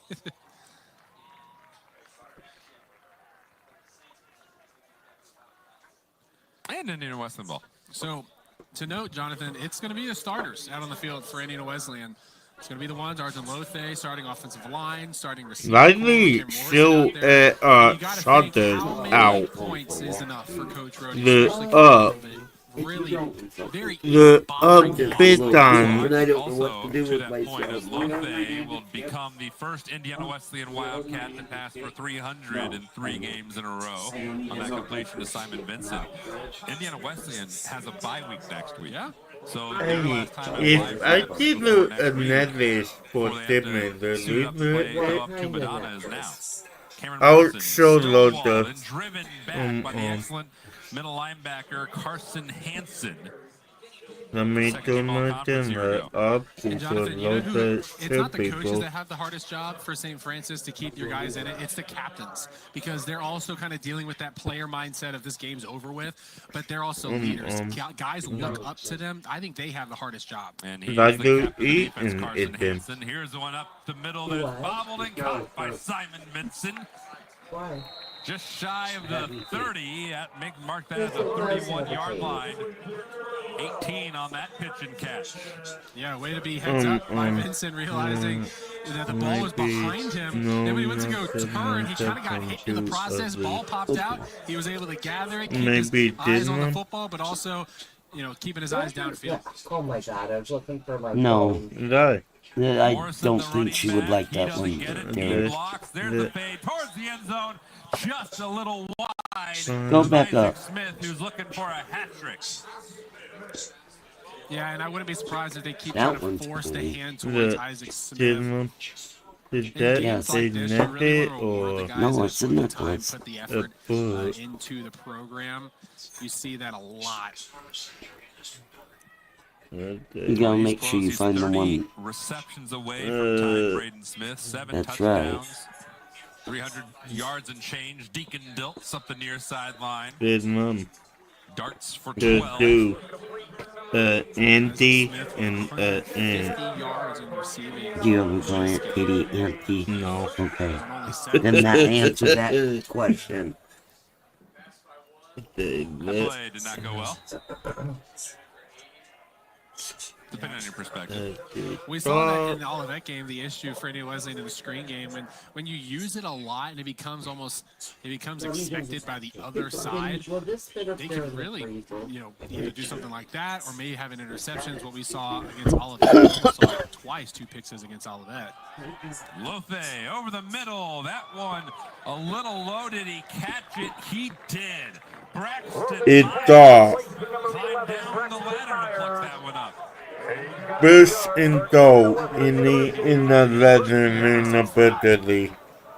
Morrison has 2 touchdowns, now 3. Touchdown. And a disagreement on the 10-yard line. Touchdown in the legend in the birthday. He hit Lothay way too late. And then he got in the face, I believe, of Wade Melanson as well, who came over to protect his quarterback. It was one of the offensive linemen. I believe it was Melanson. I don't know if that's going to help encourage Andrew Rohde to take his foot off the gas. No, not at all. And that's, if you're Coach Curry, that is so frustrating. I mean, yes, it was 45-10 before. I mean, that is a big time issue. If you're a coach, especially from one of your more experienced guys on the team, you know, in the senior linebacker. Boys. You're playing the boys. He's got to keep his composure right there. That's something that is unacceptable from a leader. After the play, there are 2 fouls, both on St. Francis. Unsportsmanlike, number 6. Second unsportsmanlike, number 6. Number 6 is ejected from the game. Oh, shoot, that big. Forced on the kickoff. It'll be a short kick. Number 6 got ejected. You might be able to kick it through. Here's the replay. Yeah, so he just keeps twisting Lothay. Oh, yeah. To break Lothay's ankle or something. Fortunately, Lothay was able to slip out of it. And it was actually number 58, Peyton Hutchinson, the offensive lineman, who got in there, and he kind of gave Hutchinson a shove. Yeah, and to go back to my point, if you're Coach Joe Curry, you are furious about that. Absolutely furious. Well, Rightfully so. He's a proud man. He's been leading this program for 14 years now. A lot of success. Been a frustrating day, and there's the extra point is good. 52-10, and Nick Indiana Luna Butterly 52. Luna Butterly St. Francis 10. That drive, Owen, definitive yet again. So that was 8 plays, 66 yards in 2 minutes. They're just, Indiana Wesleyan just flowing like water through an open river. Yeah, speaking of open river, there was that wide open parting of the Red Sea once again for Cameron Morrison on that drive. I mean, Jonathan, there's really no part of the offense that I am disappointed with following this win. I mean, you know, we talk about go back to the St. Xavier game. It was basically a pretty big time win for Indiana Wesleyan. Final score of 31-3 here at the Den of Nightmares. But I left that game with a lot of issues and some red flags for the offense that I was possibly scared about going into the rest of the season. They cleaned it up against Marion, and then they've definitely clearly cleaned it up in practice this week going into this game. I've really loved the way, you know, Lothe has settled into the pocket. His offensive line, you know, continued to pitch the shutout of no sacks allowed. Just a really nice game so far. That's all, hold on, Owen. That's all well and good. The question here is, how far does Josh Clifton kick this out of the building? Or is he just give it a little dribbler? I say do an onside kick. Well, what's he going to do? Is it onside? He's going to just... Looks like everyone's... It looks like braced up for an onside kick, and they are. But first, the wind. St. Francis not able to stop Indiana Wesleyan, but the wind can stop the kickoff. Let's see.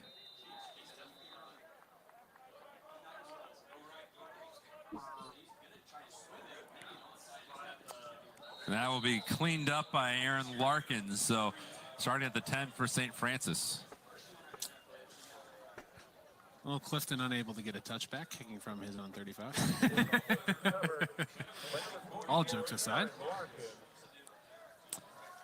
For St. Francis, just run your game plan. I mean, it's almost see what happens. See if you get a score. Exactly. Like I said, it's a really young crew that you have on this offense, minus your offensive line. Just continue to do what you've been doing, and just try and see if something can work going into the rest of the season. They also have a bye similar to Indiana Wesleyan. Oh, and Tony White jumped offside, and that's going to make Austin Taylor, the defensive coordinator for Indiana Wesleyan, quite mad. If it is against Indiana Wesleyan, which Tony White saying that St. Francis false started. Prior to the snap infraction, offense number 78. He's correct. Oh. 5-yard penalty, remains first down. We are sorry.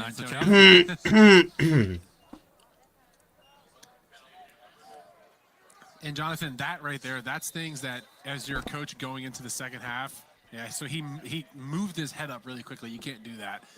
It has to be slow. Hand up the middle. That's Aaron Larkins, one of the lead running backs for St. Francis. Got a little bit, maybe 3.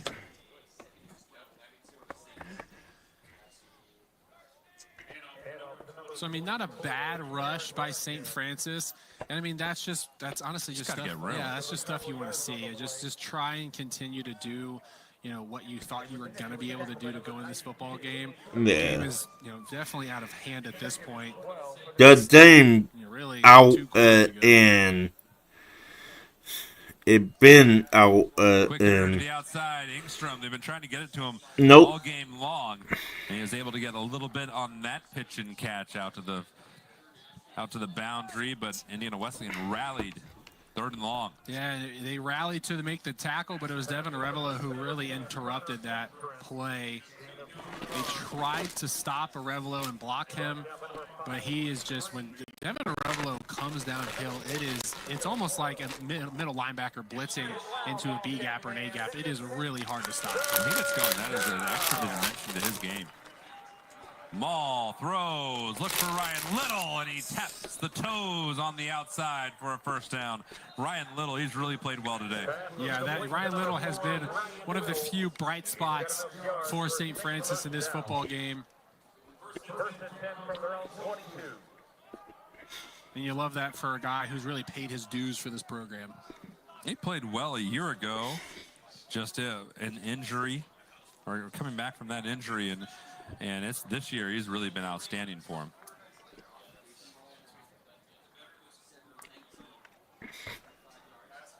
Here's Bew. Trying to get away from Revelo, does so, and the quarterback, running back, wide receiver, kick returner gets out of bounds for a gain of 4. He's like Taysom Hill, Swiss Army. They used to call Cordell Stewart Slash. Yeah. He is Slash Plus. Yeah. Cordell Stewart, that's a big throwback right there. That is, you know. It's exciting. He had a good run there. Oh, yeah. The most memorable plays in college football with Colorado, and then had a hot minute with the Pittsburgh Steelers. 2nd and 6. Blitz show, knockdown. That's Trey Speak.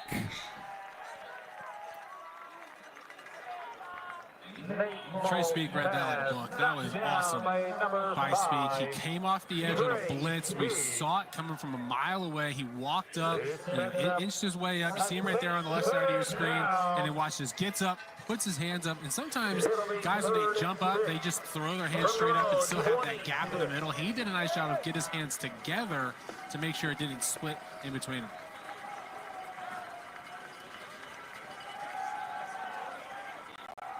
Maul outside. There's another pitch and catch. Leo Morrow hurls down Ryan Little. The flag is down. Now, I'm not entirely sure what this may be. Came from the back judge in the middle of the field. Holding. Defense number 32. 10 yards from the previous spot. Automatic first down. Vinci Solano is very confused on how that call was on him.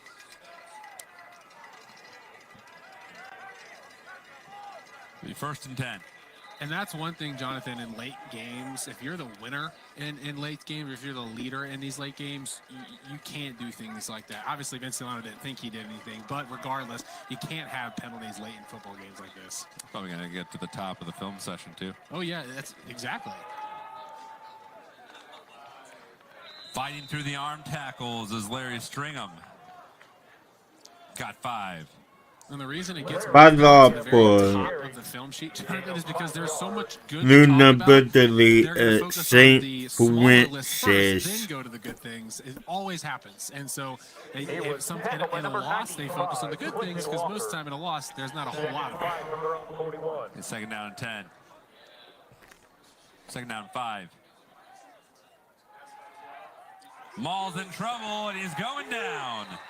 Quentin Walker wrestled him to the turf.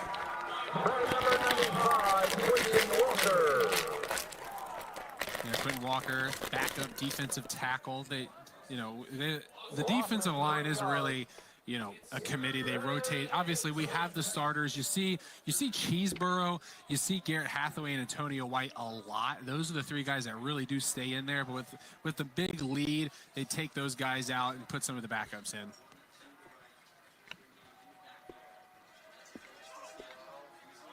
Eluding the pressure, it gets it over the middle, incomplete. He was looking for Ryan Little and sailed it over him.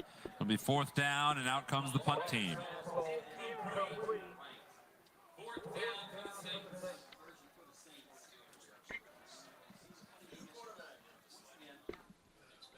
This will be Guerrero's 5th punt of the day, assuming he doesn't take off and running. And that was Owen McGuire, the junior from Plainfield, Illinois, that threw that pass on the last play. Number 14. He's the holder for the team. And fair catch called for, and might see some new faces for the Indiana Wesleyan team, and it's Isaiah Petty, the sophomore from Cincinnati. And this is what you love if you're Coach Arodi, able to get your backups in, really see what you got on your roster. So Brock Short's in at running back. Deacon Dilt's out there. Montez Jones, Grant Irwin stays in the game. First and 10. Quick hitter, this time out into the flat. And a decent gain on the play. A.J. Schaefer, backup tight end. Yeah, junior from Lima, Ohio. You see Schaefer a lot in the big personnels. He's not a typical guy that gets receptions. Obviously, in this play, spreading it out, getting the ball to the backup tight end. Second and 2. And Petty get into the rhythm. Hand off to Brock Short, who's submarine, trying to find a hole on the right side. Third down and short. All backups in the game, Jonathan, minus the offensive line. Big boys up front still staying in the game, all 5. Isaiah Courtois getting out there. There's Harrison Stomps into the game. The transfer in a year ago from Indiana State.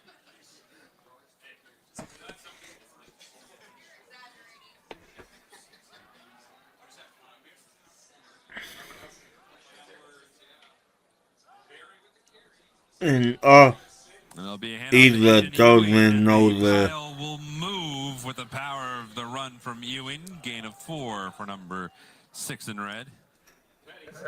Yeah, Aiden Ewing, he's that.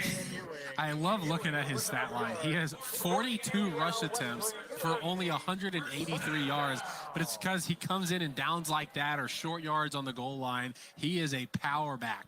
Began his collegiate journey at Ball State as a walk-on. Found his way here at Indiana Wesleyan, lost a couple. Brock Short checking in for him.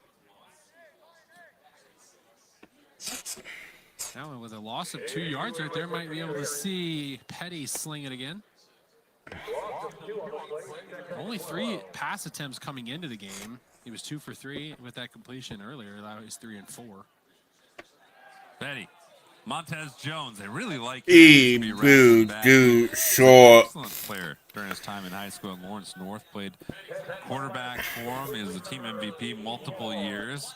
And Indiana Wesleyan just feels what a big get for them to especially add depth this year at the receiver spot. Third down.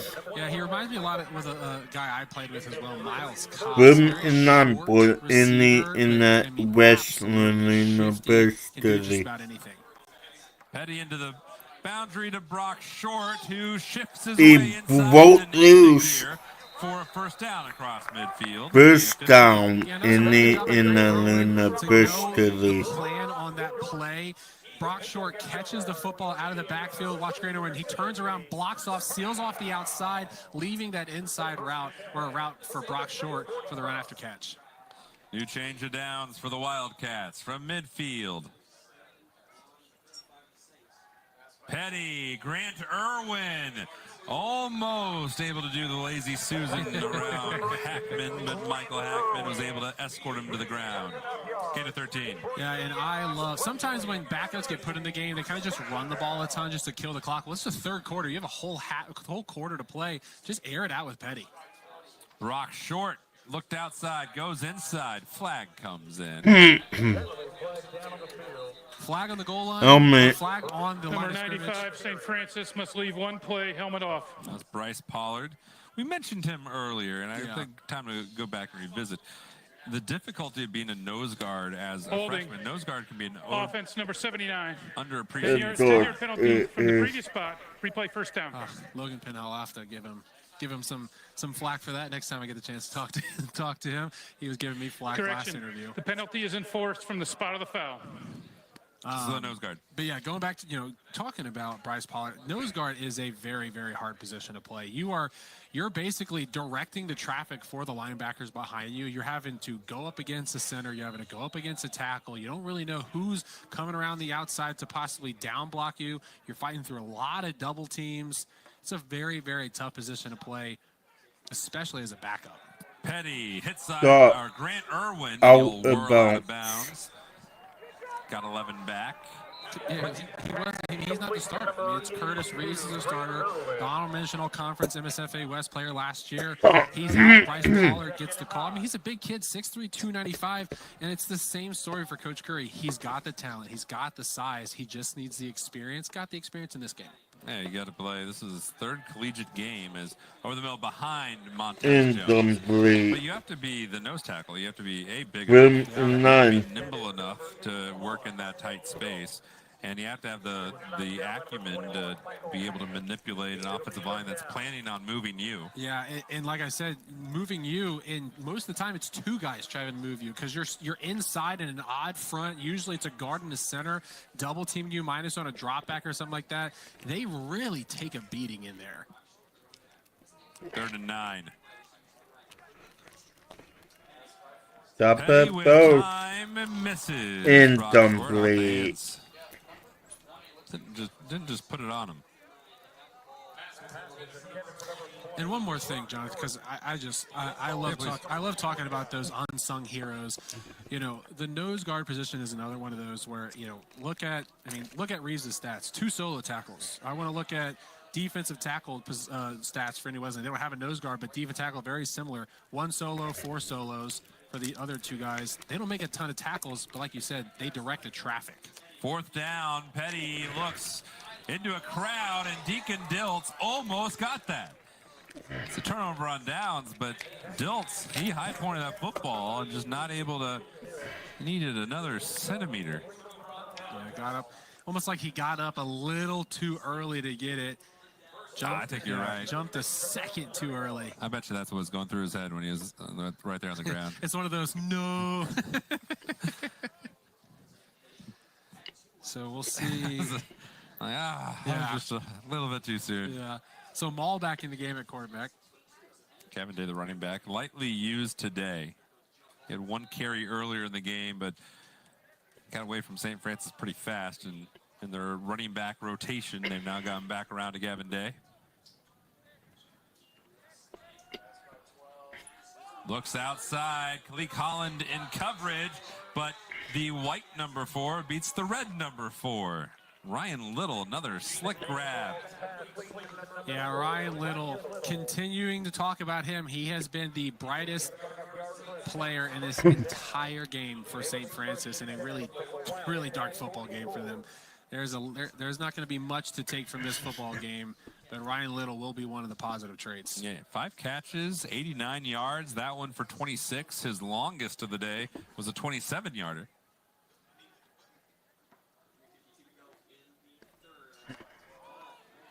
Maul could have run, but he is able to get up the field to Jake Friddle.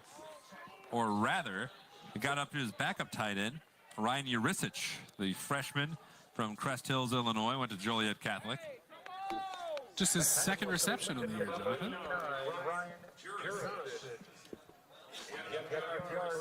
They got a couple tight ends they work in. Friddle's their main guy.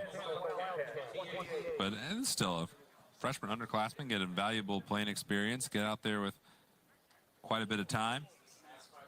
Maul's looking for Ryan Little. Complete. That was on Dayon Lunsford, who Indiana Wesleyan's very high on, but Ryan Little puts him over 100. Yeah, the freshman. Or close to it. Yeah, the freshman from Lawrence North, another freshman on this team for New Wesleyan from Lawrence North High School. He just got played, really. I mean, it was a little fake the deep route, saw his quarterback air it out, kept his eyes towards his quarterback, realized it was short, continued to run downfield, sold it, stopped, turn around. Up the middle, stepping through and into the end zone. Touchdown. His 3rd touchdown. Nina Bitterly, St. Francis. And you feel good for Day. You know, we were talking about how as early in the game he was used, and then it really got out of hand to where they had to really start airing the football out. So his usage went down. So good for him to get a touchdown here late in this game. Take some good tape from him in this one. Confidence building, uplifting drive for St. Francis.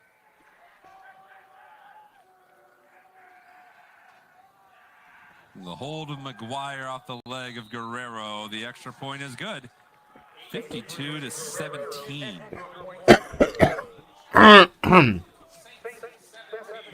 Get to see the 52-17. Indiana Wesleyan.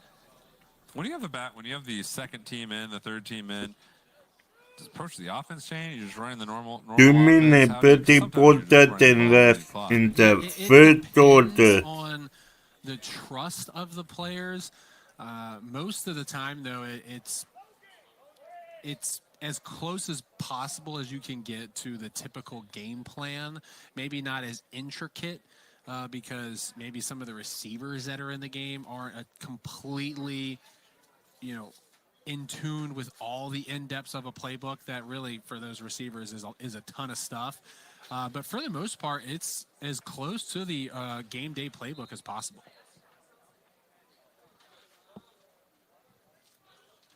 I see a lot of fight. St. Francis has a motto. It's eat every day, and that eat means effort, attitude, and trust. So you got to see a lot of that on that last drive. They saw a lot of the effort, even though down big. Positive attitude from the offense. Continue to pursue, especially Ryan Lill. And that trust developing between #1 receiver and quarterback, continuing to grow. Ryan Lill, 6 catches, 109 yards. Montez Jones, the run back, whirled through one, then found a brick wall and pushed through it for a little bit more, close to the 40-yard line. 21 yards on that return. Good job. Yeah, and Ryan Little, going back to that before this Wildcat drive starts, he's only a junior, so he's got one more year left after this one. And so, really at this year, you're using this year to get connected with your quarterback, because if Maul shows, as the season progresses, if he continues to show what we saw in that first drive from him and a little bit on that previous drive, that awareness and the elusiveness in the backfield, he could be the quarterback in the long run for this program. So just getting connected. I found a good lineage, too, with what Sam Tumulty did over his career with St. Francis. Brock Short follows the blocker, works inside, and finds the eye of the Wildcat. 6 yards on the carry. I love it and I hate it at the same time. When I was an offensive lineman, I loved being the guy to create the hole for the running back. When the running back had his hand on my back, I almost feel, I know I'm slow, okay? I know you're faster than me. You don't have to say it. Just run around me. Brock Short in the seas. He is gone. Short, long touchdown. Touchdown in the wrestling ability. For a majority of these rushes today, the Red Seas have just, parted. It is crazy. It's biblical out there. Yeah, to see how well of a job this offensive line is doing for Indiana Wesleyan.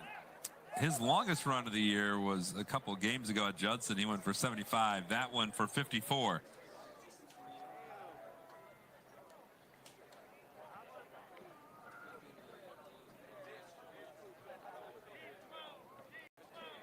And the extra point is botched.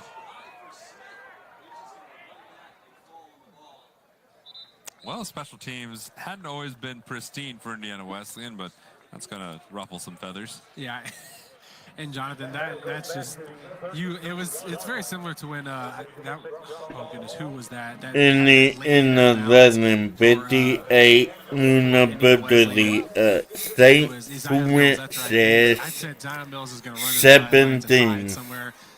That's probably, if I'm a betting man. Unfortunately, he ran straight to the coach, but the long snapper Riley Stewart. That's just get out of there. Just find a place and hide as quickly as possible. Yeah, I wonder at what point in his snap and air did he realize that it might be a little high. Yeah, maybe when the oohs and ahs came from the crowd. You can be confused by oohs and ahs. You're like, this is either the greatest snap that's ever been snapped. Did we fake it? Or I just sent it over his head. And I believe most of the time, obviously I was never a center or a long snapper, but most of the time you can feel it out of your hand if it's not a good one. So that's probably what happened there. Kind of like the Olay blocks that I'm sure you never had. No. What's the feeling like when you just whiffed on a rusher who's going straight at the quarterback? Yeah, you typically don't really get depressed during football games just because there's so much going on. You get pretty depressed when that happens. You realize you're like, oh my gosh, I just let little brother down in the backfield. That'll be a touchback. Also, the worst ones are when you're going to the second level and you see a linebacker, you're about to hit him, you know it's going to you guys are going to collide heads, and then he pulls the most athletic move you've ever seen the entire game on you, just swifts you aside, and you just fall face first into the dirt. That's probably a little bit more embarrassing than a pass pro block where you just whiff on a guy. Yeah, the ones where you fall face first in the ground, those are some tough ones. So the mistakes get to the top of the video film review. How quickly does you face planning come up in the film session? I'm busy left in the first quarter. Once or twice, like really bad ones where they were brought up. But that's instantly you sink in your chair. Those are the chair sinkers, as I like to call them. This ball is trying to sink into Bew down the sideline. Incomplete. Cast the line, though. And we haven't really seen Bew get involved a ton in the offensive game. He's been a really nice force to be reckoned with on the kickoff side of things. He's had 2 touches. Now, they've gone to him more than that, but he had 7 touches last week, or he had 6 touches last week for 35 yards. Today, 2 touches, 8.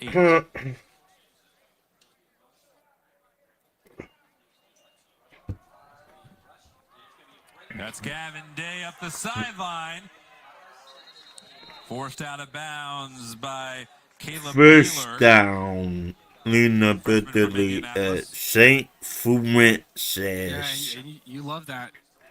In a game, like I said, when you're just down and out, you love when your leaders continue to step up and show you some good things on tape. And when things like that in games happen, and it's been a bad football game, the coaches are usually going to highlight you as well, so it's almost a sense of pride in the film room the next day. Looking for Ryan Little. Why wouldn't you? Is incomplete. There's also going to be, if you were a betting man, Owen, this might, if I had to wager your money, I would say probably pass it. I don't think And there is one down at the 40 as well. Dan Lunsford saying, he was pushing on me, and the referee said no. You should have went for a walk with me and Aunt Rhoda. I might be inferring the dialogue, but I think it was something to that You effect. cannot be streaming every single night of the week. Impressive. There are 2 fouls on the play, both on the defense. Derek. Pass interference, defense number 34. After the play, unsportsmanlike conduct, defense number 55. This is number 55, first unsportsmanlike towards ejection. Both 15-yard penalties are enforced. Automatic first down. And I'm looking down on the field. Austin Taylor, defense coordinator, palms up towards Garrett Hathaway, starting defensive end. And, Jonathan, that is the worst feeling in the world, is when you do something late in the game, your coach, you definitely just let your coach down. You hate that for Garrett Hathaway. And the second the ref said, on 55, I just saw Austin Taylor look over towards number 94, Connie Yates, and he pointed out in the field, and he went in for Garrett Hathaway. Hathaway came off. You might have been able to say the full word 55 before he was, get out there. Yeah. First and 10 from the 18. Gavin Day tries it outside. It's been working for him, but not this time. Kalik Holland was able to snuff it out. Kalik Holland's one of those guys for Indiana Wesleyan that, I've had on my list. Coach already said in week 1 we should see him, and we have it. And he's one of those guys that Coach Rody said he's a talented player. We just really haven't seen him a lot. He hasn't really had an opportunity to present itself. Second down and 9. Full box here for the Indiana Wesleyan defense. Maybe a guessing run. It's a pass. It's Ryan Little. Did he get his touchdown? Touchdown, USF. Been working for it all day. 7th catch of the day. Goes for 6. Put experience on inexperience, and that's what they did right there with Ryan Little going up against Lunsford. And, I don't think Maul's eyes left the far right of the field. He faked the handoff. It was still over to the right. That pass was going for one person and one person only. I wonder if also just how tight the field was that Indiana Wesleyan couldn't afford to have any safety over there, too. So just Lunsford on an island. It's just unfortunate for the young freshman. Extra point is good. It's a learning experience for the young freshman Lunsford. They were thinking about, initially Indiana Wesleyan wanted to redshirt him and keep his eligibility, but he was showing too much in practice, so we can't. We have to put him on the field, and then you have to be matched up against Ryan Little, who's looking very much like an all-conference receiver out there today. Yeah, Ryan Little's, I've said it already a ton of times. He has been the bright spot for this offense for St. Francis, and right there going up against a young freshman, just take advantage of the inexperience.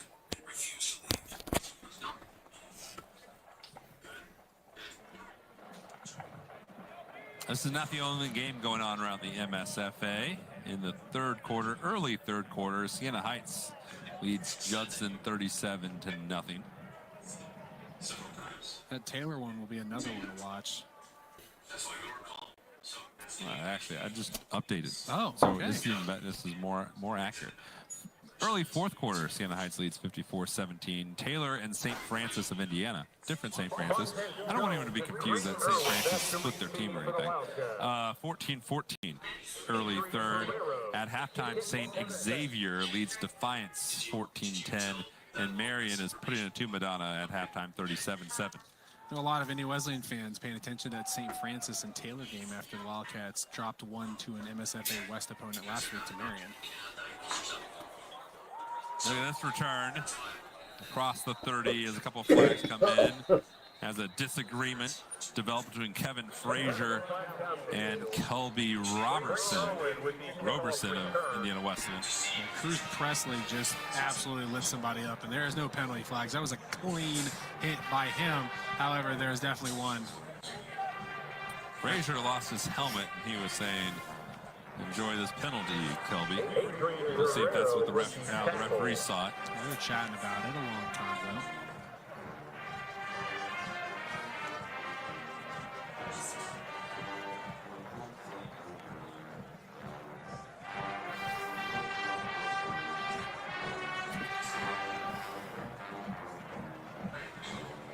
This music brought to you by Lengthy Discussions. Yeah. Allows the band of the Indiana Wesleyan Wildcats to play.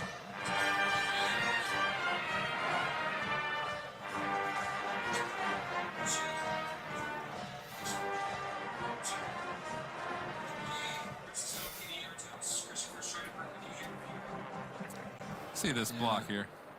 Look at that. Boom. That is, oh my goodness. That is as clean as it gets from Cruz Presley. Tyshawn Strong. I was on the receiving end of that. He meant the broadside of the barn right there. That was moving.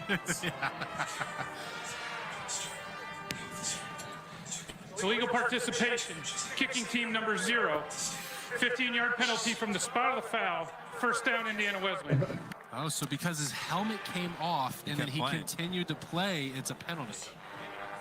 So sometimes you hear of illegal participation, you think someone came from the sideline. Or you had two numbers. Yeah, two of the same numbers. Yeah, that's another. There's 3 ways that can be a penalty. It's that, the 2 we just talked about, or the one you just saw on the field. I think if you had that penalty called on you, I'd be pretty mad. Yeah. Like, what do you mean? I'm out here playing so hard my helmet came off. Yeah. And you're gonna say I have to stop? The referee's like, yeah, actually. See, I don't blame Joker. He's upset. Yeah, you essentially get rule may be a rule, but it'd be bad too. Yeah.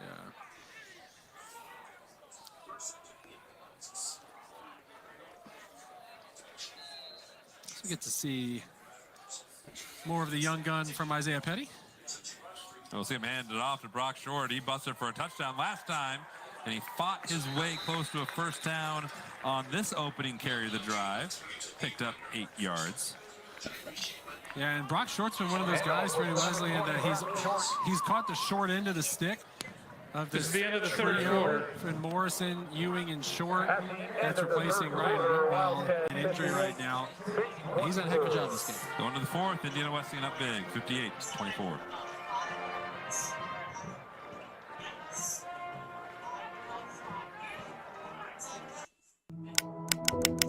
Union made as carpenters, millwrights, and floor layers. It's not just a label, it's who we are. From schools to stadiums, bridges to hospitals, we lead with skill and pride that pushes our industry to new heights. With a legacy spanning 140 years and a brotherhood over 37,000 strong, we're building careers and communities that stand the test of time. Want in? Visit carpenters.com to build your union-made career today. Derek, or Victor, I go tomorrow. you work tomorrow. Someone tried to secretly record Donald Trump at a church service.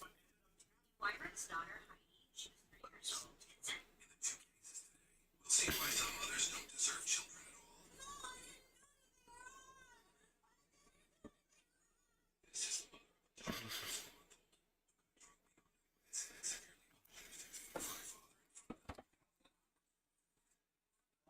Yeah. Okay. No, no. He wants to lay down. You're bad. Hang on, I'm coming. Yeah.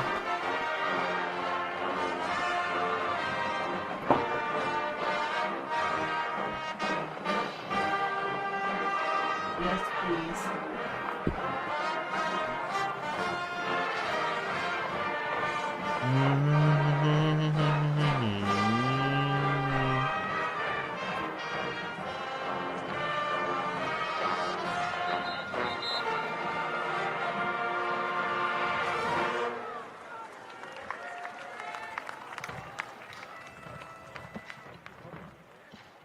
Shot at the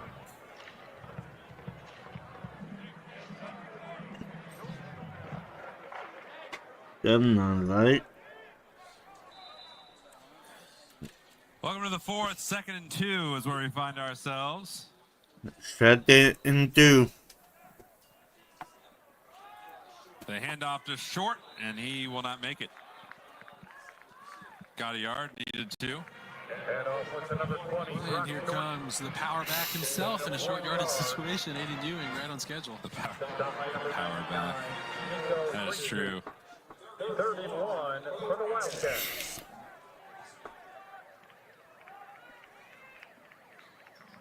What do you think the odds are that he's going to go to Aiden Ewing here? 99 out of 10. 99 out of 10, eh? Or 100. Oh, goodness. those are pretty good odds there, Owen. Hey, it's fourth quarter and a long game. We're broadcasters, not mathematicians, all right? What would that be? We got CC looking it up.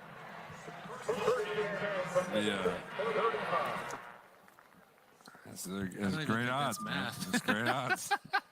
Oh, goodness. I'm not going to hear the end of that one. This is what he called just letting it hang. 1st and 10. There's a catch by Eric Entrican, one of the backup tight ends. Junior from Ankeny, Iowa. Floated around the mix. Indiana Wesleyan's got a lot of tight ends. In the 11 of 58 to 24. For the longest time, it was Charlie Hill and Evan Elston. And we went Charlie Hill and Evan Elston with a little bit of mix from some younger guys.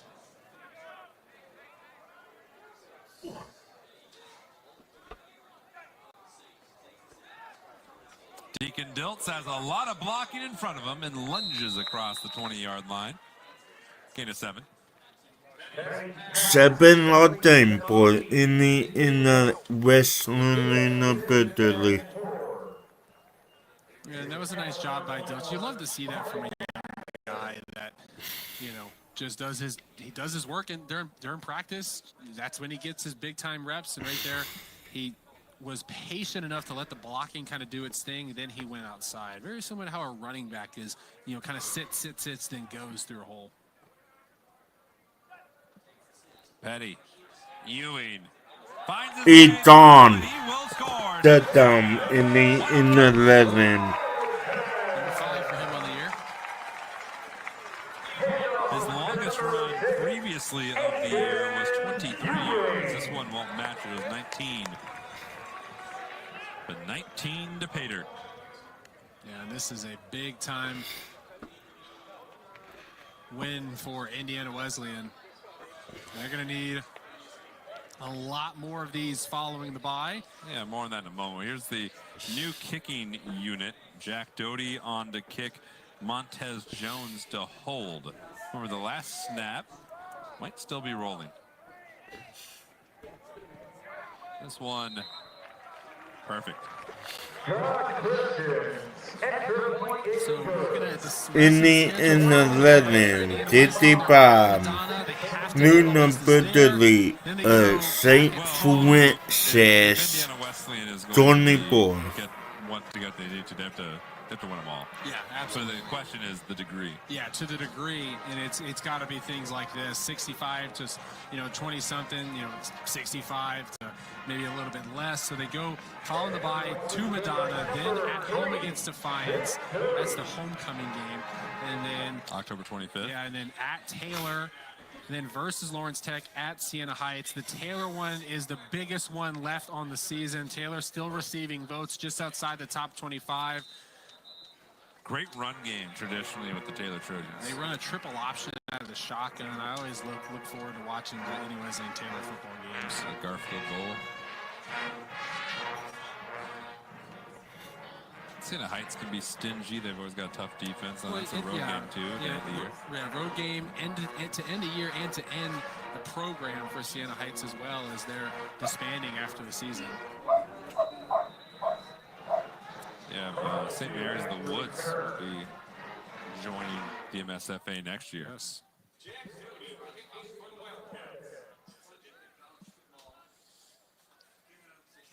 What an odd last couple of years with just long-time programs coming and going. Losing Siena this year, lost Concordia last year. Marion and St. Francis went to the west side.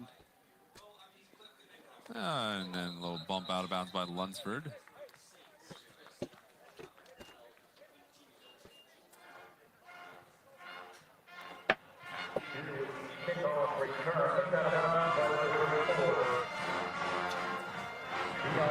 For St. Francis, they also have a bye. They're back at home against a big-time rival, St. Xavier. Those two, before Marion and St. Francis of Indiana joined the MSFA West, it was between the two of them who was going to win the West of the MSFA West. It's actually the last time St. Francis won a title. They won the MSFA West co-champs in 2021. They shared it with St. Xavier. Johnny Sorensen back at quarterback. He had a couple runs earlier in the game. Gives it to Bew, and Bew is corralled. Either don't know the. And they go on the road against Judson, Marion, then back at home against St. Francis of Indiana, and then in their season, they're on the road against Olivet. That's a really tough end of the year, too. Yeah. Marion, St. Francis, and Olivet. Tell me about it. All three of those teams look really good. St. Francis of Indiana, they look like they're on a resurgence. New coach. Yeah. The Cougars have had a bounce-back year. They kind of scuttled a little bit there. They didn't look like their old selves, but they're looking more into form. Yeah, and it was a tough way to end the outstanding long coaching career of their longtime coach.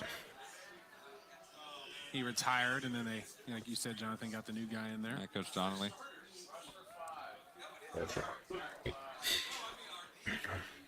Battled forward by Day. Maybe that one.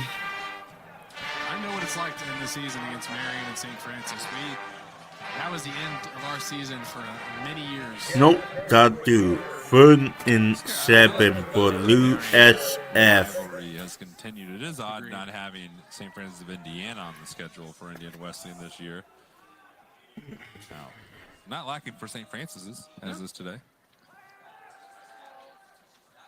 Maul will step into one looking for Ryan Little. Double coverage. Did he hang on? Of course he did. Gain of 18. Davion Franklin on coverage. He just makes a tough catch.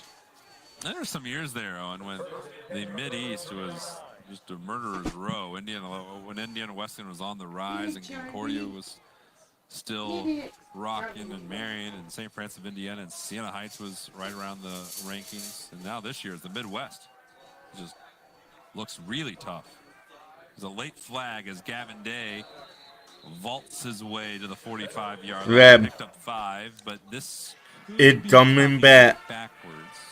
Penalty flags in the backfield. Holding. Offense number 77. 10-yard penalty from the previous spot. Replay first down. Yep. It's usually one of two things: illegal hands to the face or holding, and 9 times out of 10, which that's proper number odds. It's usually that is an actual. that makes sense. That is a number that makes sense. A fraction that makes sense. Yeah. Yeah. Unlike 99 out of 10. 10. Yeah. I left a 0.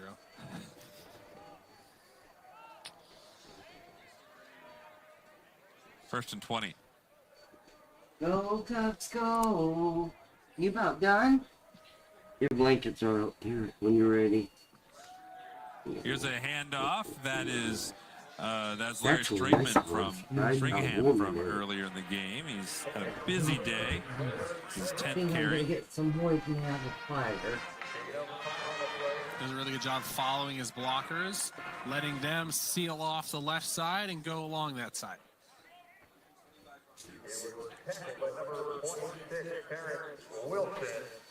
And really, Jonathan, because they were able to go to that side because Little was on the near side, and they have to double coverage him.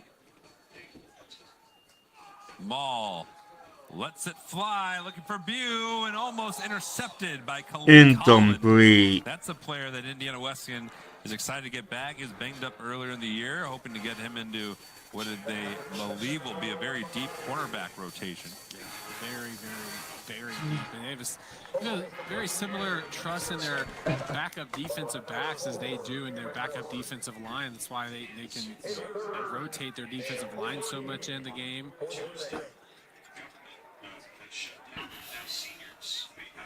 Lindsey Solano directing traffic. Dials it up again, and he's able to find It's Mason Hackman completed. down the sideline. 24 yards. The First sophomore down from Danville, for Illinois. USF. We've had our fair share of head tappers from the St. Francis Saints in this game. That's what the kids are saying nowadays. You know? Not what the kids call it. They call them getting lost head tappers. So all those kids out there, that's what they're saying right now. Yeah. We're relating to the youth right now. We are. We're showing generational acumen. Maul. That time a little wide. Catches on the day. Mason Hackman. Get 5 entering today. 2 a week ago. Trending up. You know, Jonathan, in games like this, I love to be able to kind of just look all over the field, not including what's going on the field. St. Francis has the signs when they call out a play. Yeah, they got Dairy Queen, right now, hammer, screw. Right now, their formation is DQ, hammer, screw. Not really sure what that means, but it means whatever they're doing right now in the field. I think you can get something sweet, get a dilly bar, maybe. Run blizzards. Up the middle for a dilly bar. No, not quite. Nice grab by Bew. What do they call that? They call that a back shoulder. There. That was a simple back shoulder. Is that what that's the not kids getting call a head it too? tap. No, I think that's what everyone calls it. Well, I think they need to update the lingo, apparently. Yeah. You're going to need a cooler verbiage for back shoulders. All right, what do we got? We got it's like Cadillac. Boost Mobile. Boost Mobile. Sign Okay. in the middle, and then the hammer again. All right, let's see what we can do. And Gavin Day tried to boost up the right side and was able to get 3 on that hammer.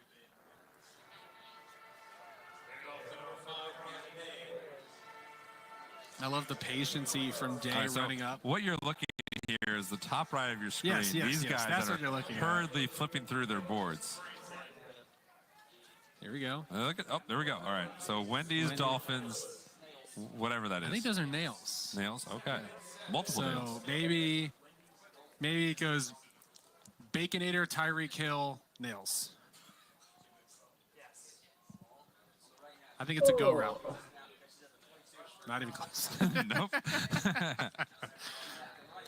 Tough as nails, Gavin Day. Got nothing. He's really taking the brunt in this one. They went to him a ton on the last drive, obviously working in Little in the pass game, and they're really just trying to stick with their leaders on this offense. This has been a group that has really been hit hard in this game. Just trying to keep going with it.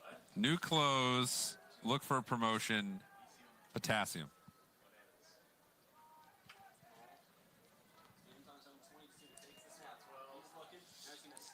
Oh, he was able to get through, and he got the wrong end of Caleb Beeler, who did the little alligator twirl at the bottom. The penalty flag at the C and the goal line.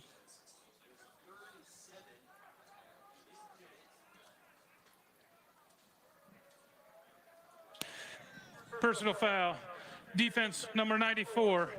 Half the distance to the goal, automatic first down. Number 12's helmet came off due to the foul and may remain in the game. That's Connor Yates. So that's the distinction. If your helmet comes off because you forgot to buckle it, then that's your fault, and you have to go out. But if it's because someone made it come off, then that's a different matter. Yeah, and then another reason they have the rule in place is because sometimes when a helmet comes off, it could be because something's broken. And as a football player, you don't want to get taken in a football game, so you'll stay in the game with a broken piece of equipment, and which could lead to an injury. So it's definitely a safety thing as well. But this one clearly ripped off. Larry Stringham at running back. And here he goes. Tripped up at the 5 by 5 long line. Beeler getting some run here. USF. Not to keep hounding the joke, but Jonathan, I think maybe when they get inside the red zone, they didn't throw any of the cards up. So maybe they have a particular formation. They stay in the red zone. They did. It's just off our screen. Android.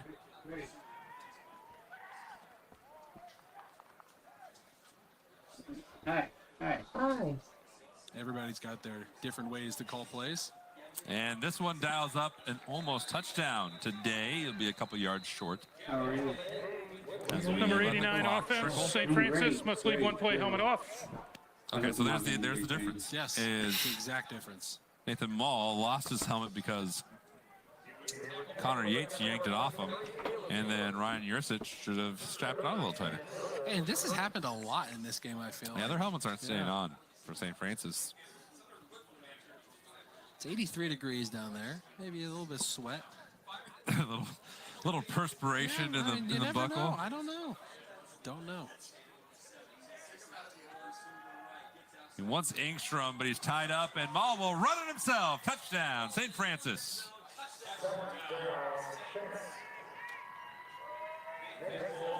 Yeah, and that was great eyes downfield by Mall. He had Kalik Holland covering the man he wanted to throw it to on the very far right side of the end zone. And it was just, he was really tempting. He was saying, Kalik, you should run. You should come tackle me. I'm going to throw it. And then he just took it himself and ran it. Oh, and Katie acting whatever the fucking hurt. That was a long conversation in a very short amount of time. You can say a lot. We need more microphones down there. We'll pile that up with our audio crew. I'd actually love to mic up Coach Rody every game. Do it in the phone. I don't think he would like it too much, but. 65-31. Speaking of which, definitely do. I think we should give a shout out to our crew. Yes. You need to say. A lot of students involved in these broadcasts, which is really a wonderful experience. Let's sing it. Some of our cameras, we have Molly Bennett, Victoria Theodore, Eva Schmitz, Kaylin Johnson, Kaylin Bannister, Liam Elkins, Moses Leanna, Cody Doak. On the replay, we have Nick Small, ESPN, Ari Chansey, Graphics, Jose Garcia Impura, Red Hat, Tanisha Malone, and Audio Ben Yin. Thanks, everybody. Well done. Nathan Johnson leading that crew of intrepid producers and back rooms and cameras. Never forget Nathan. Although he did. He forgot to write his name down on the list. He did. He forgot himself. He's a very selfless guy, clearly.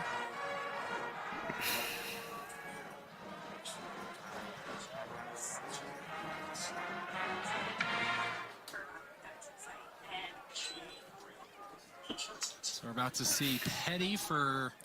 Or Willie. Probably. Yeah. Let's see Petty again. So... Once again, I want to talk about that final line from Lothe. Like you said, the first quarterback in Wildcat history to go 3 games in a row with 300 more yards passing. 19 for 28, 355 is the final notch for him. A return here by Montez Jones, whirling and twirling a twister to the 35. Yeah, Arjun Lothe has really been able to settle himself in after that opening game, where some good, some bad, but he's looked much sharper. Yeah, that he has. He's looked really, really good in this game. I say did. He's obviously not playing anymore. Yeah, past tense now. Moses Fullingham is in the game at running back. He transferred in from Northeast Oklahoma A&M. And we'll hand it to him. Keeps both hands on the ball. Gets a couple. More than likely, we'll see a 5-minute offense from Indiana Wesleyan here. This is just, if they can get good runs, they will. They'll still short on passes more than likely. 2nd and 8. Fullingham's an interesting guy.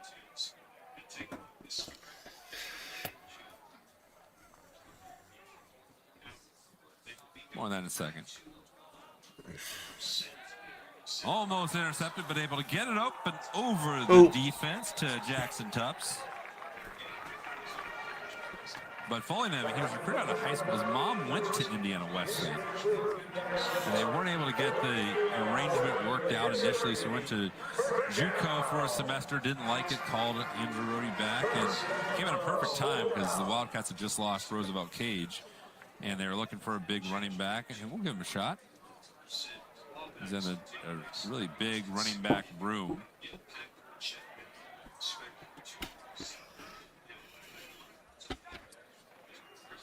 Fullingham. Dapat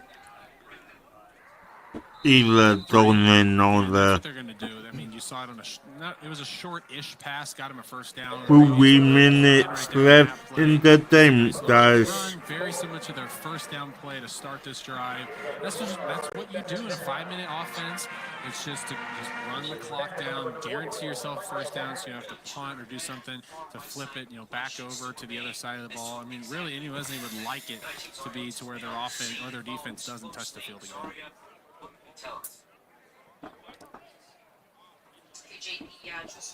So the 99 out of 10 chance run up the middle. Certainly looks like it. I would say a 9 out of 10. I mean, Matthew Source on the tackle. And if you're now just tuning in, Jonathan doesn't know that. If you've been listening, I'm the one that said it.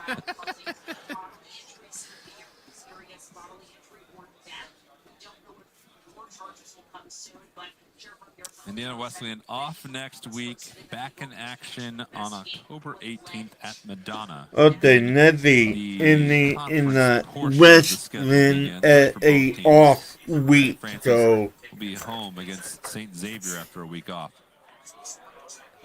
Slipping by was Luke Munoz, a sophomore from Indy. I'll take us to a 2-minute timeout.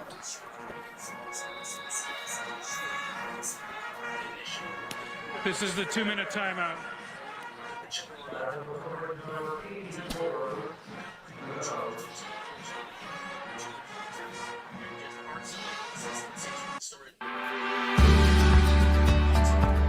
The business owners that we work with, they've become some of our best clients, but more importantly, some of our closest friends. That partnership that we have with them goes so much further than just an item on their balance sheet. The building of trust is done through relationship. We're their advocates. They trust us to see their goals to fruition. We also work with the individuals and the employees of these companies that all have their individual goals, their individual dreams, their individual fears. So we have advisors at every level that can meet our clients and their families' needs. Whenever you have a client who asks you a life question, I think that's the definition of a trusted partner.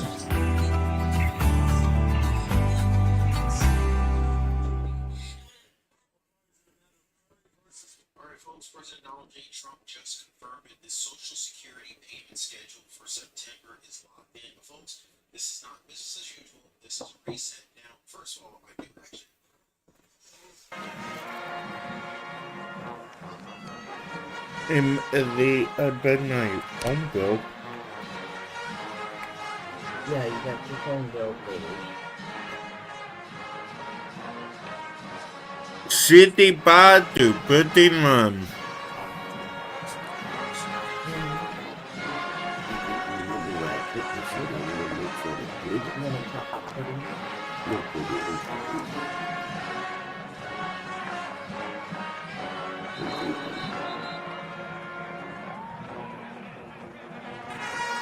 Too many left in the game, guys.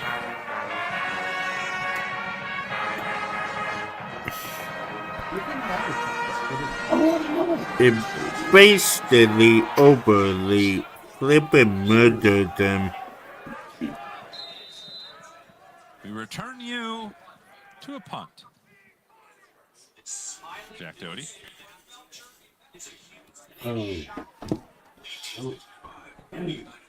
Oh, what a bounce. Oh, did they keep it in? I don't know. They did. Wow. Playing hot potato down Wow. There. Effort to keep that out of the end zone. Wow, that was crazy. Jack Doty began the year as the second string punter and then took over early in the year, early in the season, first game. Look at this. Some hot potato down there at the one. There's 1, 2, 3, 4, 5. And his long snapper gets it for him. That's those. You gotta trust those. Those long snappers are your best friends. So this is less than ideal field position for this drive.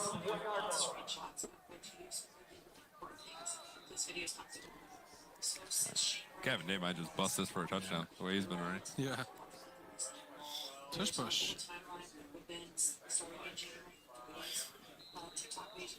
Stewart carrying on, that's another number, to carrying on the tradition of number 49 as long snapper. For New Wesleyan. Isaiah Hayes wore it for a while for New Wesleyan. He's now took his grad year over at Temple. He's the starting long snapper for Temple at Apples, I believe. Yep, yeah.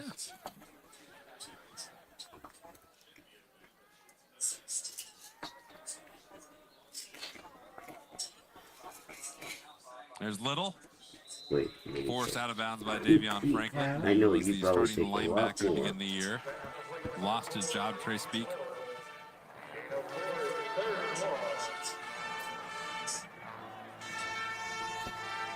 Trey Speak, very talented junior linebacker.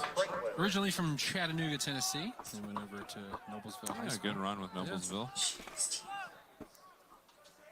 He's got an offseason that Indiana Wesleyan was really excited to get. Yes.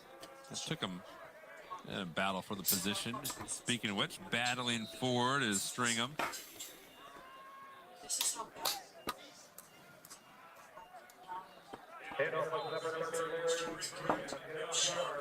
Yeah, one more snap at least. One more snap, sure, and it does.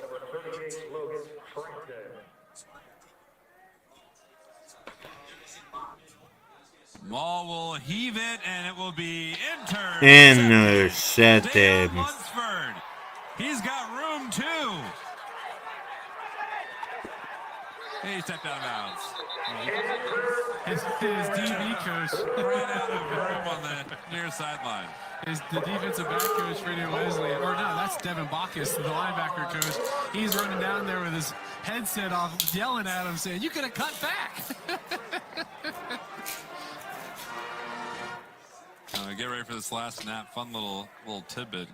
Kobe Orris, one of these secondary coaches the safeties. The Indiana Wesleyan coaching staff on Thursday got together to celebrate his upcoming child. New birth on the way with the wife, Gabby. Shout out to them here and seal the deal on what was a dominant day by Indiana Wesleyan. The Wildcats will rise to 4-2. That's the thing. Final score 65 to 51. I'll see you Monday. This is the end of the game. Challenged them going into